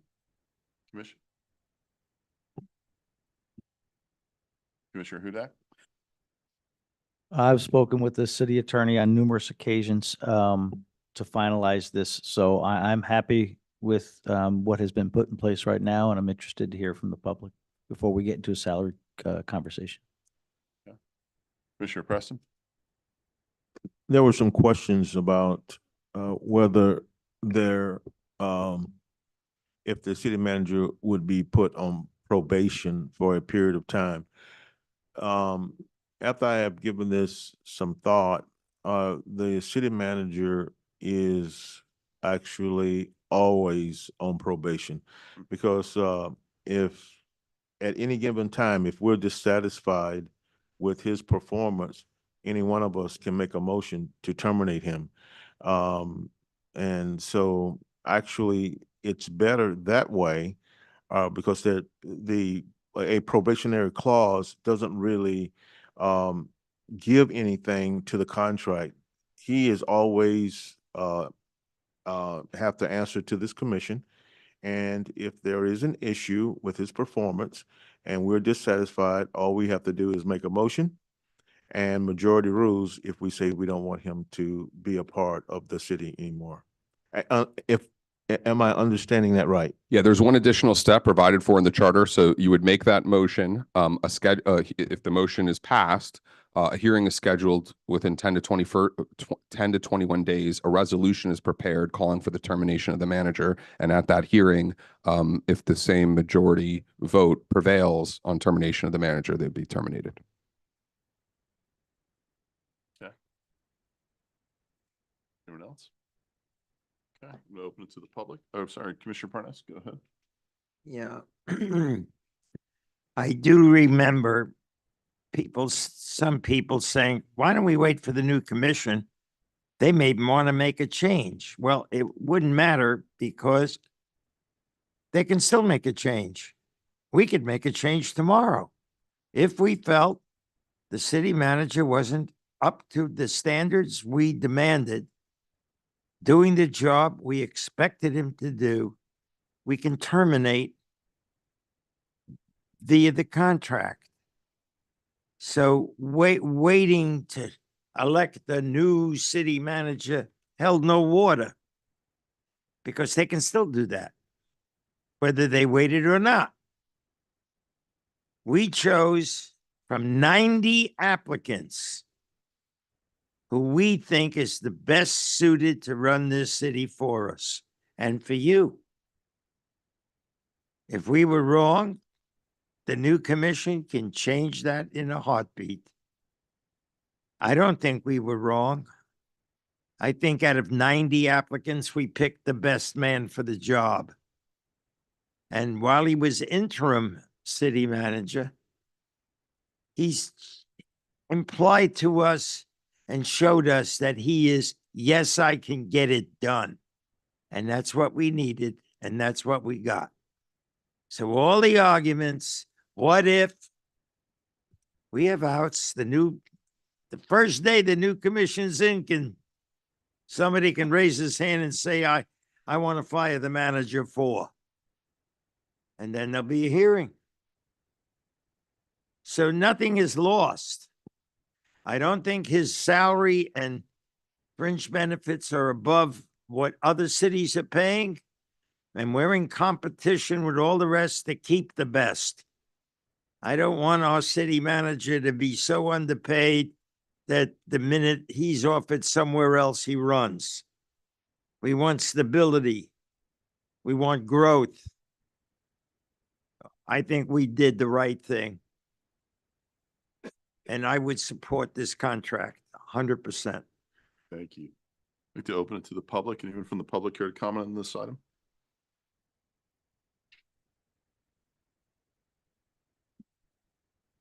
Anyone online?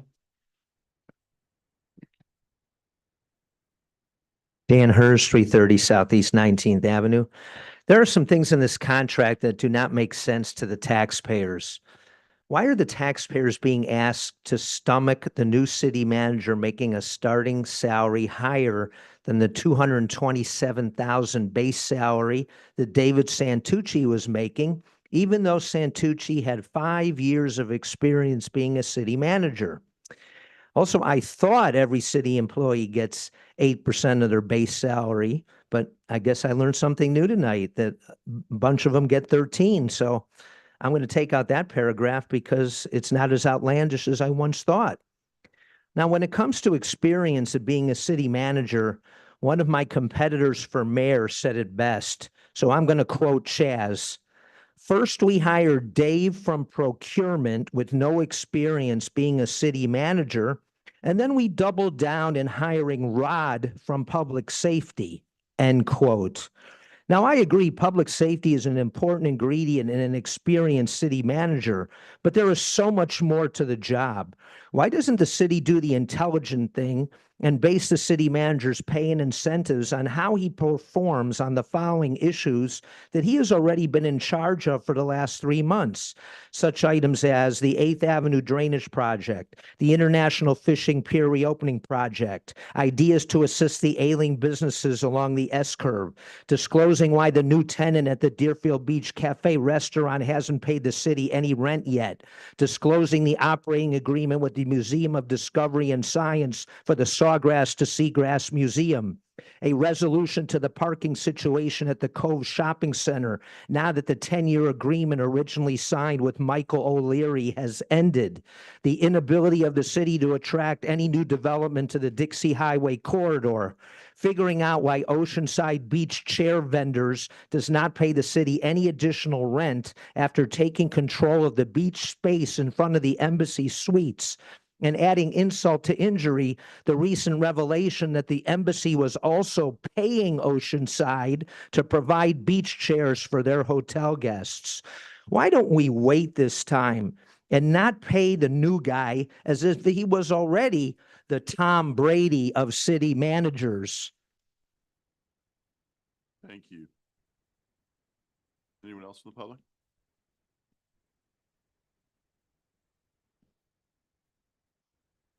Karen Shelley, 190 Durham D. I'm a candidate for District 3 City Commission. I have been very vocal in my opinion that this decision should have waited until the new commission was seated. I also felt very strongly that we needed someone from out of the area because one of my ongoing concerns about this city is that we look inward and we don't get new ideas. Having said that, we now have Mr. Brimlow about to come on as city commissioner. I have not met with him yet. I'm looking forward to doing so. And I just want to say that I was impressed by Mr. Brimlow's interview. I was impressed with what he said. Looking into him and some of the feedback I've gotten from employees, I'm impressed. And so although it didn't go the way I wanted, that's okay. I had one opinion and many people had other opinions. And I'm looking forward to working with him in the future as we make Deerfield Beach better. And I want to thank you. Thank you.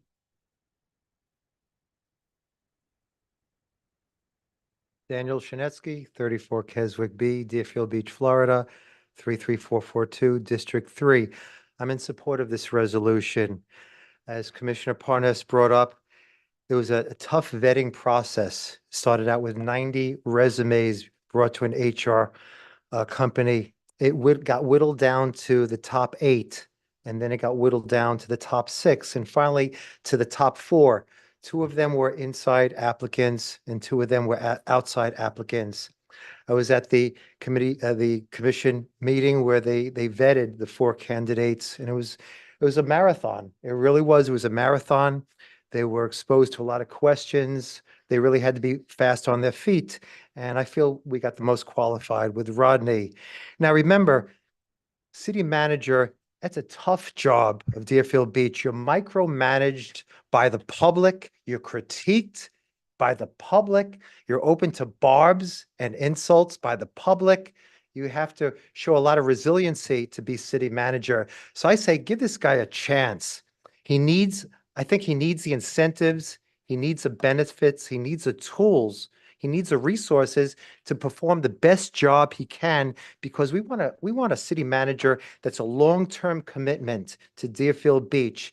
And what I like about Rodney, he's been involved with people in Deerfield Beach. He's not a Johnny-come-lately. He knows the relationships in Deerfield Beach. And if one thing I know, to be successful in any field, you have to have relationships with people, not nepotism, but relationships, building working relationships. He knows he has a lot of knowledge.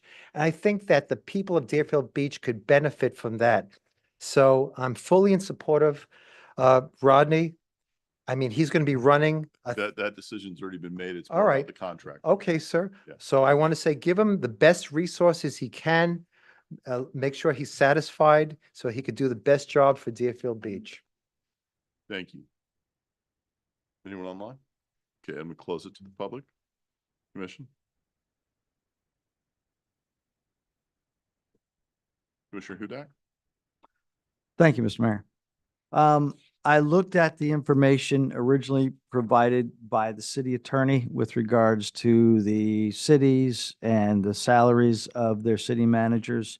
And I really was not pleased with that information because it doesn't give you really any data points.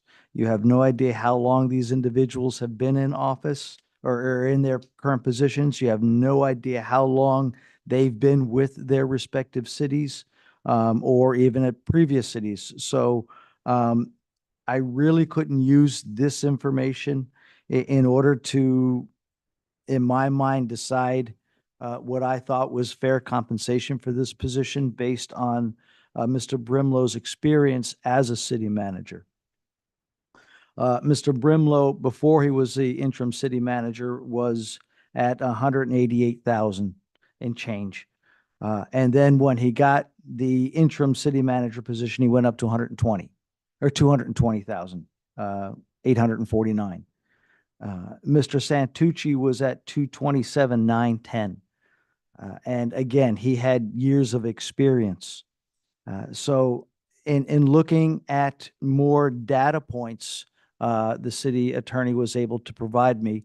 The closest I can come up with is the Boynton Beach city manager. That city has a population of 82,000. He's been in his position a year, and his position, his salary is 236,775. To me, that is the max amount I would go, but I would actually recommend a salary closer to what David Santucci was when he left, which was 227,910.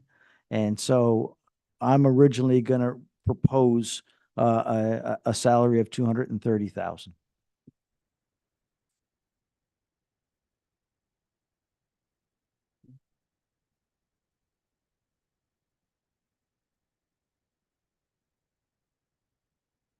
Okay.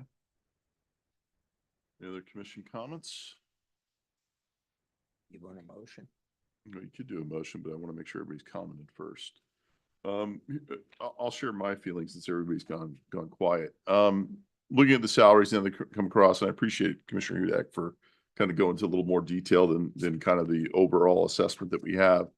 But even at the requested salary, that puts our city manager in the lower percentile of what other city managers get paid. Dania Beach 251, Margate 245, Sunrise is at 243, but then you have Boca at 290, Miramar 270, Davie 297, 298 for Hollywood, Coral Springs is 307, 325 for Coconut Creek,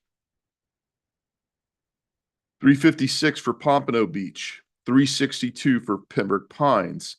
I've seen the amateur hour out there with people saying that the salaries are crazy. I agree.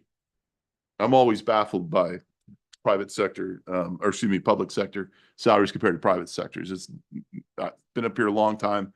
That's a common refrain. You guys have heard me say it a million times. They don't get it.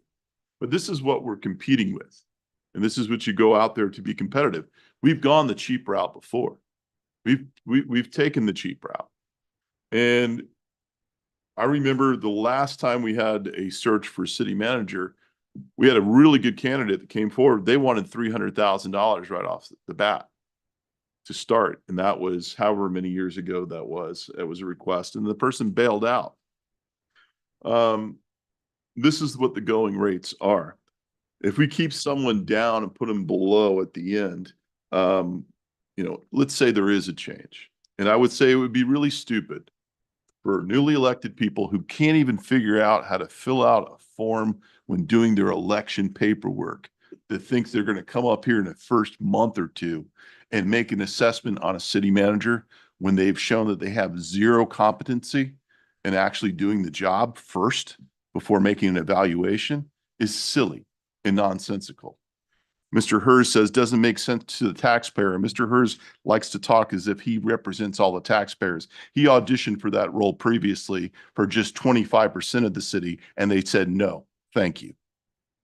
So he's confused. I don't think the other taxpayers are confused. And if some are, be happy to try to get them less confused. But we have he's a certified city manager. Our last two, at the time they took the positions, were not. If you look at what we did to the city manager with Burgess Hanson, part of the problem is that he was one of the very lowest in all of Broward County. And that takes a toll after a while, I believe.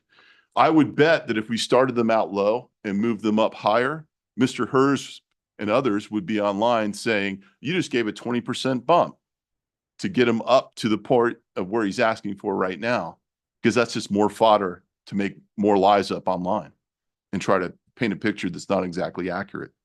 I think you need to start him out. I think the request is reasonable. I think Commissioner Hudak's point and request is reasonable as well. And I'm not opposed to it. But I am not blown away or upset with this salary request looking at the others. I've been doing this a long time. I've seen the way this has gone. And I've gone the other route in which we try to do it on the cheap. And it ends up costing us. We have a new city manager. He's going to be enthusiastic and do a fantastic job. I'm very confident of that. And that's going to last a long time. But we don't want to further put him behind the 8 ball. And rather than put ourselves in a position in the future to make some decisions to give him a large increase that might create problems from a morale standpoint, just hypothetically, I would rather not do that. But I am open-minded to your suggestion. I know the COLA is built in so we can get to where they need to be that time, but that's my input on it. Commissioner Preston? Thank you, Mayor. There is a couple of key points that this commission must consider. One has been mentioned, and that is that even with the requests coming from Mr. Brimlow, he's still on the lower end. But my colleague, Mr. Hudak, still makes a good point in that City Manager Santucci started much lower. So what then becomes the right thing to do? Another thing that this commission needs to consider is the space between the city manager and the assistant city manager. If that space is too close, I mean, you know, the city manager isn't, as far as salary is concerned, there's no separation. So we need to have space there. I personally, you know, think that the proposal that Commissioner Hudak made is reasonable. Mine's a little bit different. I personally was looking at, I know that he's asking for 249. I was looking at actually 240. That's where my position is, and I'll be interested to hear what my colleagues have to say. Thank you. Commissioner, I'm gonna, because he hasn't spoken. Commissioner Parnas, you spoke. Commissioner Hudak, you got that. I'll come back to you, Commissioner. Okay. You bring a good point, Mr. Mayor. But I do want to point out the Coconut Creek person was first hired in 1999, so she's been there a long time. The other city manager out of Pembroke Pines has been at the city for 50 years. It's been city manager for 35 years. The average tender of city managers in those individual cities that the city attorney provided us has over 5.6 years of experience as a city manager. The difference between, well, our current assistant city manager is at 206. So there is a buffer. And those are just some points I wanted to bring out. Mr. Brimlow has done a great job. We all acknowledge that. That's why we've made the decision to give him the permanent position. But he also hasn't done the job for that long. So to compare him to the individual Coconut Creek, even though Coconut Creek is a lot smaller of a city, this individual, again, has got 25 years experience in that city. So and that's why I wanted more data points. Because yeah, if you just look at Coconut Creek and you look at us, you say, well, yeah, we're 30% larger. And so that's why I looked at a lot of these data points. The average city manager in those 8 cities, Anthony actually gave it, I think it was 282. My numbers are different. They Yeah, might and be a little older. If you don't mind, I just want to clarify the record. I didn't prepare those salary surveys, They were so provided. yeah, Yeah. they were provided and I distributed them Right. to you. One of And- them came from the recruiter, one of them came from HR, and then you said you needed more data points, so I tried to get you more data I points. appreciate it. No, I definitely appreciate it. And so again, Mr. Santucci was at 227. He would have gotten an increase this year. So even if we go a little closer to the 240, I'm okay. But I just want everybody to understand, my rationale by the 230. No, thank you. Makes sense. I'm gonna go with Vice Mayor Drosky and then Commissioner Parnas. I want to first of all appreciate or thank Commissioners Hudak and Preston for your comments, and the mayor too. That's all been very insightful, and you all make excellent points. The pay rate chart that we received is a little skewed in a vacuum because it doesn't tell you, for example, how long that those individuals have been serving. The top three, Coconut Creek at 325, Pompano Beach at 356, and Pembroke Pines at 362. Those three city managers have been tenured for a very long time. And so that's why those numbers are skewed to the to the high end. And that's why it skews the average, because those are higher than the other cities. Commissioner Hudak, I am a little interested because you mentioned Boynton Beach, which I also had a big star next to as the closest comparison to our city as far as population and tenure of the city manager. Their population is 82,089, but I have 244 as my number for Boynton Beach, and your number was a little bit lower than that, as I recall. I'm going off of the data that Anthony gave me, and maybe it's two different numbers. I don't. It may be that the surveys were done at different times by the folks who provided them, so that could be like last year's number. I'm not Well, sure. the I one didn't- you have says 205, but the one you provided, the updated one shows 236. So I don't know where the 244 is, and I don't know which one is accurate, which is kind of concerning. I think that was off the big chart that we received today or yesterday. At any rate, it's in a small window one way or the other. So I could fall in line with any of you gentlemen on this particular issue. I came in with the Boynton Beach Star not as the 244 because that individual has been in office for a year. So under 240 was my exact note going forward. Commissioner Hudak, you're at 230. Commissioner Preston, you're at 240. So I think we're all in a range here. I would like to know what if you know it, Commissioner Preston, the assistant makes to provide that separation that you're talking about. Because if the assistant is making, say, 220 and the city manager is making 227, then I agree with you. I think your number would be more appropriate. So 210. He's at 206. I don't think you're. Yeah.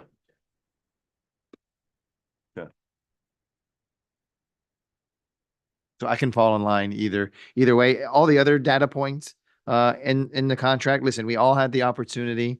I don't know what the rest of the dais did, but I mean, I know we were all contacted separately by the city attorney. We all had the opportunity to make comments and to input and to tell him what we liked and what we didn't like. And as a result of that, what is before us tonight is the negotiated version, which I think incorporates all of our comments that we gave to the city attorney. The only issue that we're talking about is the blank line for the salary.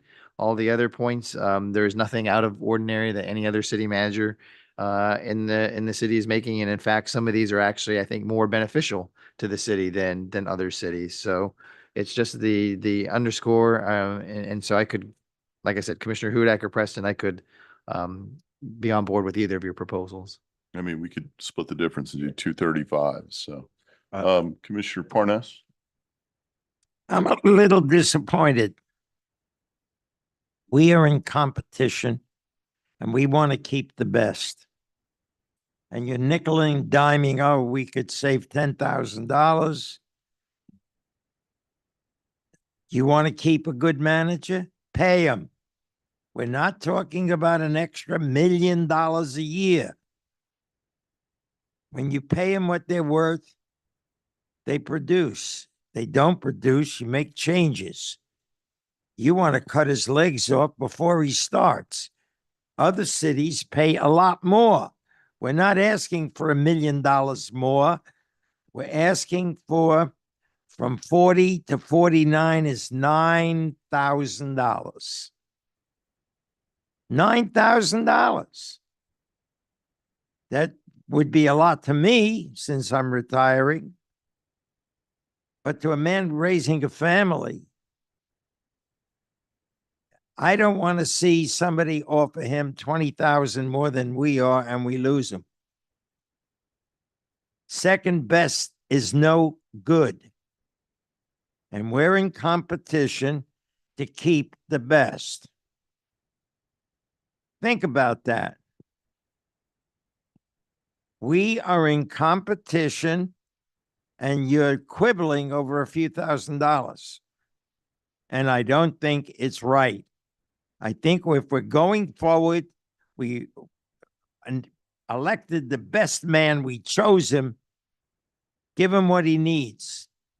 So he'll be here as long as we want him, rather until something better comes along. Because if he's really talented, as we think he is, other cities will be looking to grab him up. The best incentive we have is to give him a reasonable salary when there's others that do a lot more and there's others that do a lot less. Why should we be on the low end and tempt anybody to move? We elected him because we feel he's the best for our city. Pay him.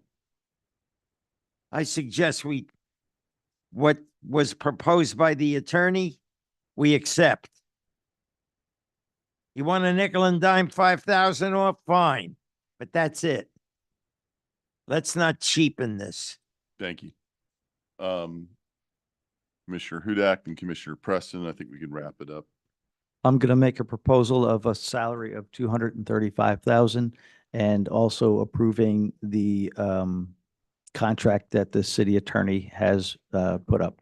So motion to approve the agenda item with the salary at 235,000. I understand that. Yes, Make sir. that motion without me. You can make the motion, just we don't have a second. Go ahead, Commissioner Preston. A couple of things. Number one, Commissioner Parnas, all the other city managers did not get what they asked for. I think it's also important for the public because it's their dollars. We have said that Mr. Bremlow we feel collectively that this person can get the job done and do the things that we need him to do for the city of Deerfield Beach. The key thing is, are we being fair? That's the key thing. Are we being fair to the candidate? And that's taking in mind being conscientious for the residents and their money. I think that being fair and tilting it so that Mr. Bremlow can be comfortable, I think 235, I just think that that's too low. I'll make a motion at 240. Okay, we have a motion on the table right now for 235. If it fails, yours would be lined up next. Okay. Okay. I got to go with what came in first. So we have a motion. Well, is there a second for a 235? I'll second it. We have a second from Commissioner Drosky. Motion by Commissioner Hudak, second by Commissioner Drosky for 235 salary for City Manager Bremlow. We have roll call. Commissioner Hudak, Yes. Commissioner Parnas, No. Commissioner Preston, No. Vice Mayor Drosky, Yes. Mayor Gantz. Yes. Okay. We are now at comments by mayor and city commission.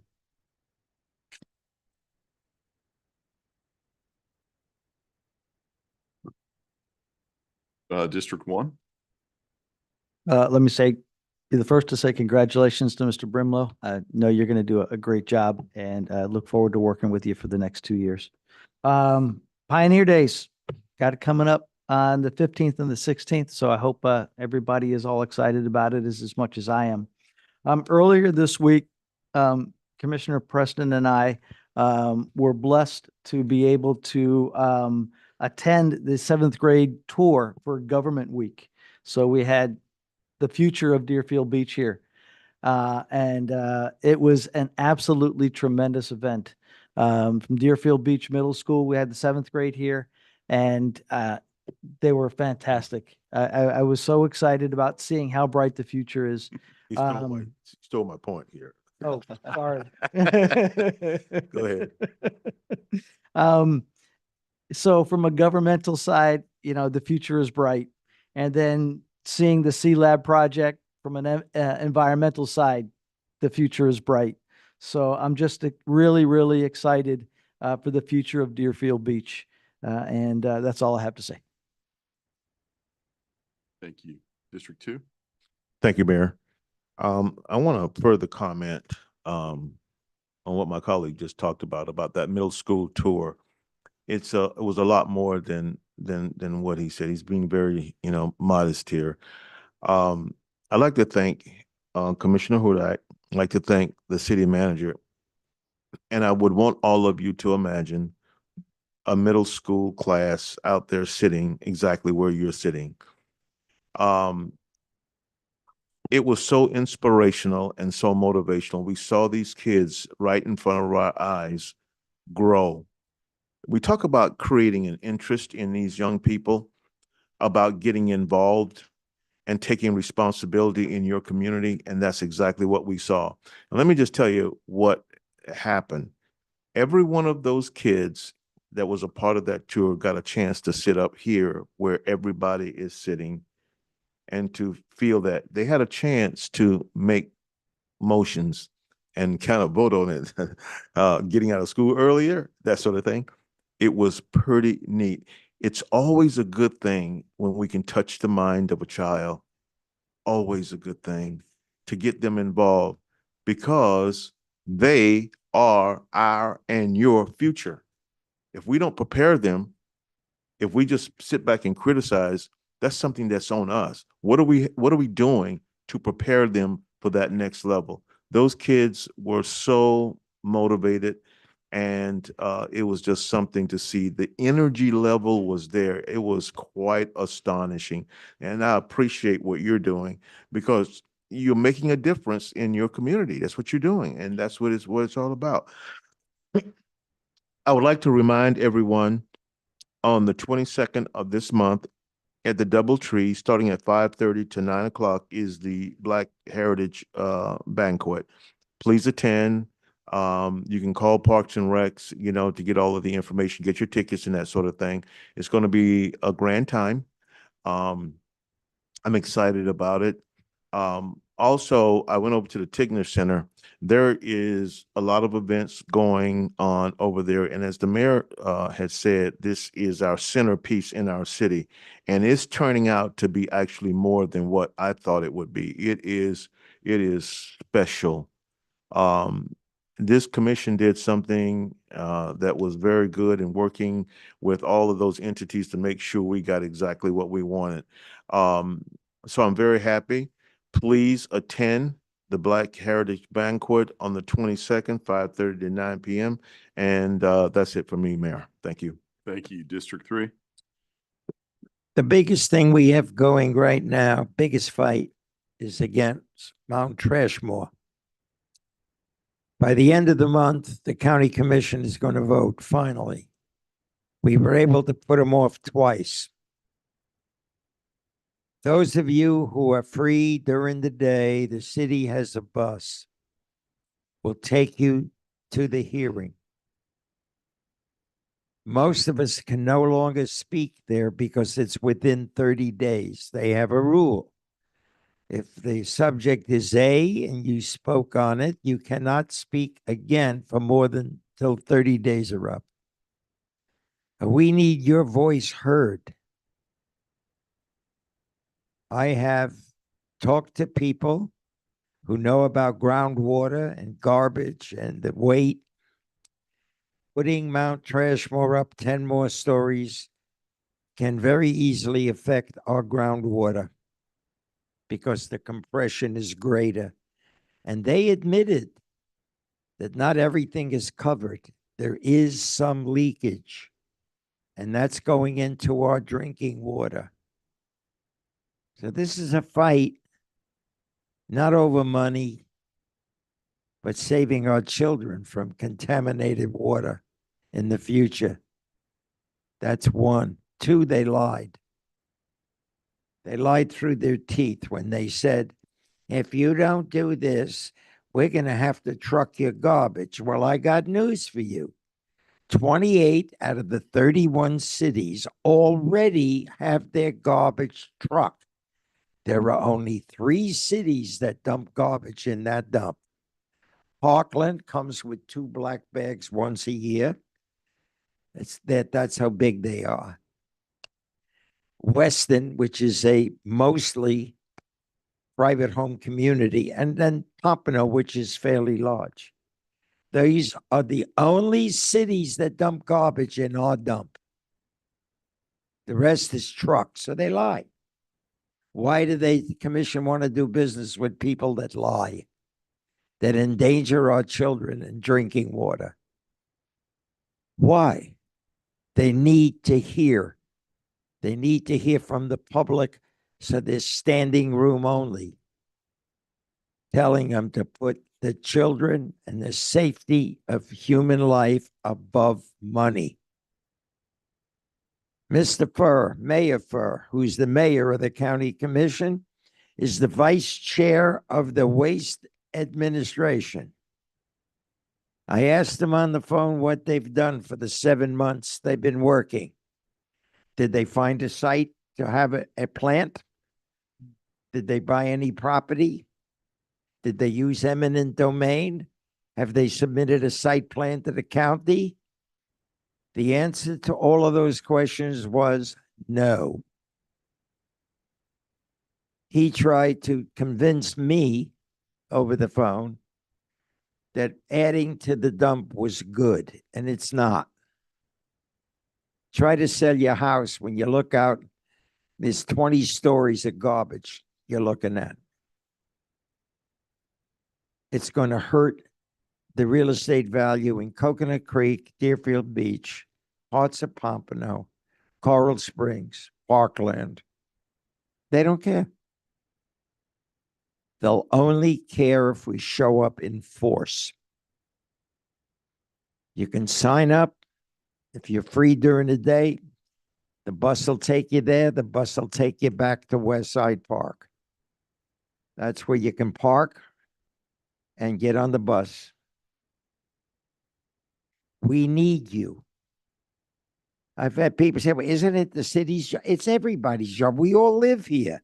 This is our city, not the commission's city or the mayor's city. It's our city. I've lived here since 1989. It's over 35 years. I love this city. I think it's one of the best places to live in all of Florida. I also have come to know the people up here. And there are some people out there that still don't know the difference between partisan and nonpartisan.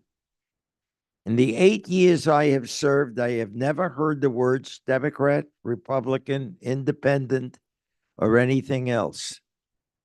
Only what's good or not good for the city. Politics has no place in running this city, and I haven't heard it in 8 years. Nobody says, oh, you're too liberal, you're too... No. What's best for the city and its citizens?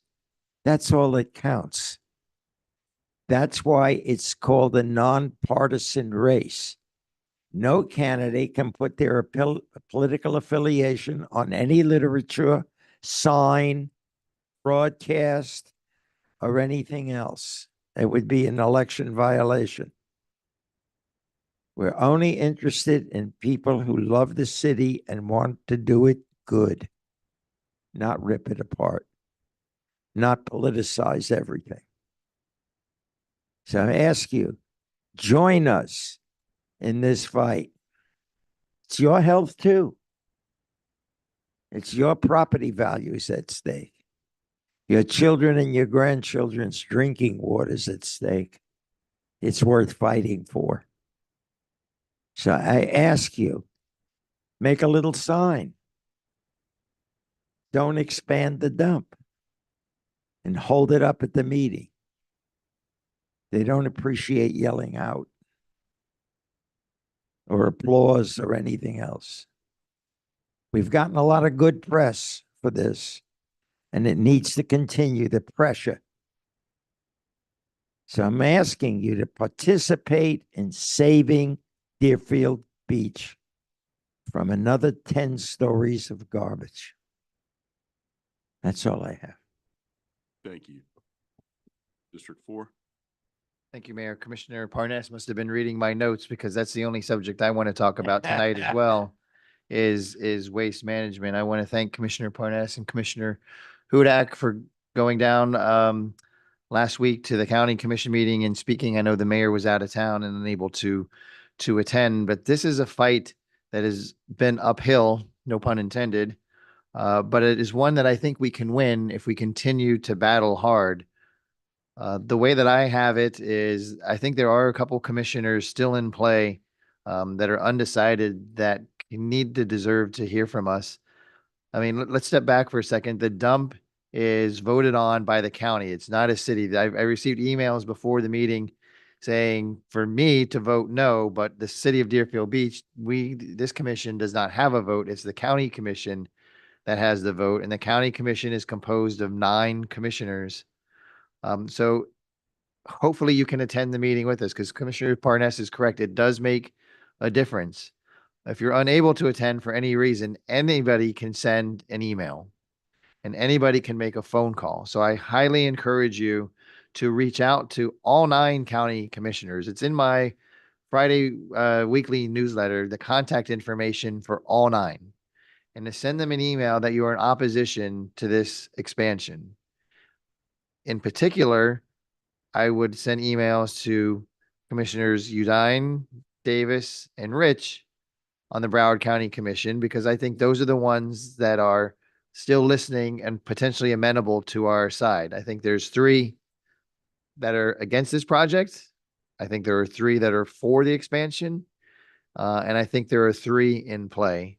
And those are the ones that we need to reach out to and express to them not only that we are opposed, but why we're opposed, the health, safety, and welfare risks to our community. Listen, this dump was permitted and first built in the 1960s when nothing was out there except farmland. And the county over the years has allowed residential developments to go in adjacent to this project, not only in Deerfield Beach, but in our sister city is Coconut Creek as well. In Deerfield Beach, we have Independence Bay, we have Waterways, Century Village is nearby, Waterford Homes, Waterford Courtyards. These are all projects that the county allowed to go in with a cap of 225 feet. Now the cap is proposed to be 325 feet. That's taller than the Statue of Liberty in our own backyard. It would be the tallest dump in the state of Florida, right here in Broward County in our residential backyard. That is unacceptable. And oh, by the way, I guarantee you if they get that cap of 325 feet, they'll be back again when they get to 325 feet, and they'll be back again, and they'll be back again, and they'll be back again until the geometry makes it into a pyramid and they can't go up any further. This is just a ruse on their part, and their part being waste management. And Commissioner Parnas is correct that the information presented at that meeting was incorrect. And what's even more disappointing is if you witness the presentation made by county staff to the county commission, on the slides that the county staff was giving to their own commission was the waste management logo. So the county staff was using waste management slides to present their case to the county commission. It was almost like a sales pitch of their staff to the commission to expand it. And thank goodness some of those commissioners had the ability to see through that nonsense. And as a result, the meeting was continued until February 25th. So we're still alive, and we have to continue to fight and continue to send emails The Solid Waste Authority has yet to make its recommendation. The Solid Waste Authority is composed of all, well, I take that back. There's some cities that did not join the Solid Waste Authority in Broward County. I believe Dania Beach and Pompano Beach in particular did not, and there may be one other. So I think there's 28 of the 31 cities in Broward County joined to form the Solid Waste Authority and paid half with the county to do a master plan. It was a $2 million master plan. The cities paid half of it. Deerfield Beach paid its pro rata share, and the county paid $1 million. And that master plan has not been released yet. Why are we in such a rush to expand the dump when the Solid Waste Authority has not even released its proposal for a regional solution in Broward County? Shouldn't we at least see what alternatives they put on the table before we take one off the table? It doesn't really make any sense to me. And I spoke at the commission meeting and I said that this is an issue of dollars versus residents. In my opinion, that's what this boils down to, because Commissioner Parnas is correct. The garbage is already being taken out of Broward County to landfills in other parts of the state. And Miami-Dade County takes it even out of the state. So the fact that the fear tactic that Waste Management is saying is, oh, we'll have to start trucking garbage elsewhere in our state if it can't go into Mount Trashmore. And you're already doing that. You're already doing that. You're already doing that. And so what they want us to believe is that there's no alternative but to dump into Mount Trashmore. And that's just a false narrative, and don't believe it. The dump can be not used and the garbage taken elsewhere. And yes, there would be an expense to that. So we're talking dollars versus residents. What is the county commission? Whose side are they on? Are they on the side of Waste Management and the money, or the residents and the health, safety, and welfare? And that's what this boils down to. And if you want to go to YouTube and take this little part and send it to the county commissioners, I think that would be very helpful, because we do have a chance going forward, but we have to continue the fight. The mayor always says it's like meeting fatigue, and that could be part of the strategy here as well. You have a meeting and 100 people show up and say, okay, there's too many people here. We can't make a decision. Let's reschedule it. And the second meeting, you get 50 people. And the third meeting, you get 25. And by the fourth meeting, you get 10. And then you can go ahead and make decision whatever you want. Let's not let the county wear us down. Let's continue the fight going forward. Everybody can send an email and make a phone call. Sign up for my newsletter online through the city's website, and all 9 county commissioners are there and their contact information. That's the least we could do to fight for our city, our environment, our residents. Let's continue the fight, please, as we go forward. And with that message of love, happy Valentine's Day next week. Thank you. Talked about meeting fatigue when it comes to waste management and what they're doing on the county level. This is one incident, situation, which I feel the meeting fatigue is actually backfiring on them, and I think they're getting worn out. When we had the meeting previously, a few months before, the likelihood of us even being close to maybe this not going through was extremely thin, to the point that Coconut Creek panicked and tried to get themselves a sweetheart deal to cover themselves. Other mayors in Broward County are waking up, and they're communicating with Broward County. And I want to thank Mayor Mike Ryan of Sunrise, who wrote a scathing letter to the county regarding what they're trying to do and why they're trying to do it. Mayor Fur said 6 years is the lifespan. Let that sink in. Well, the 6 years is the number that's provided by Waste Management, and I hope the county staff gets their paycheck from Waste Management for the work that they did for them during these presentations. But I hope what Mayor Fur realizes that what we don't want to sink in over there is more garbage getting into our water system, and that and pollutants and everything like that. Nan Rich, Michael Udine, Commissioner Davis, I encourage all of you to reach out to them. If they get 30, 40 phone calls, it's going to make a huge difference. So I encourage you to do that. Waste Management's plan is let us expand. We're going to take certain methane creating refuse and we'll ship it up north. So their plan is they have the ability to solve it right now and not put the bad stuff in there because they're going to have to ship it up north. That's their plan. The only thing that's preventing them from doing it right now, it's going to cost them money to do that.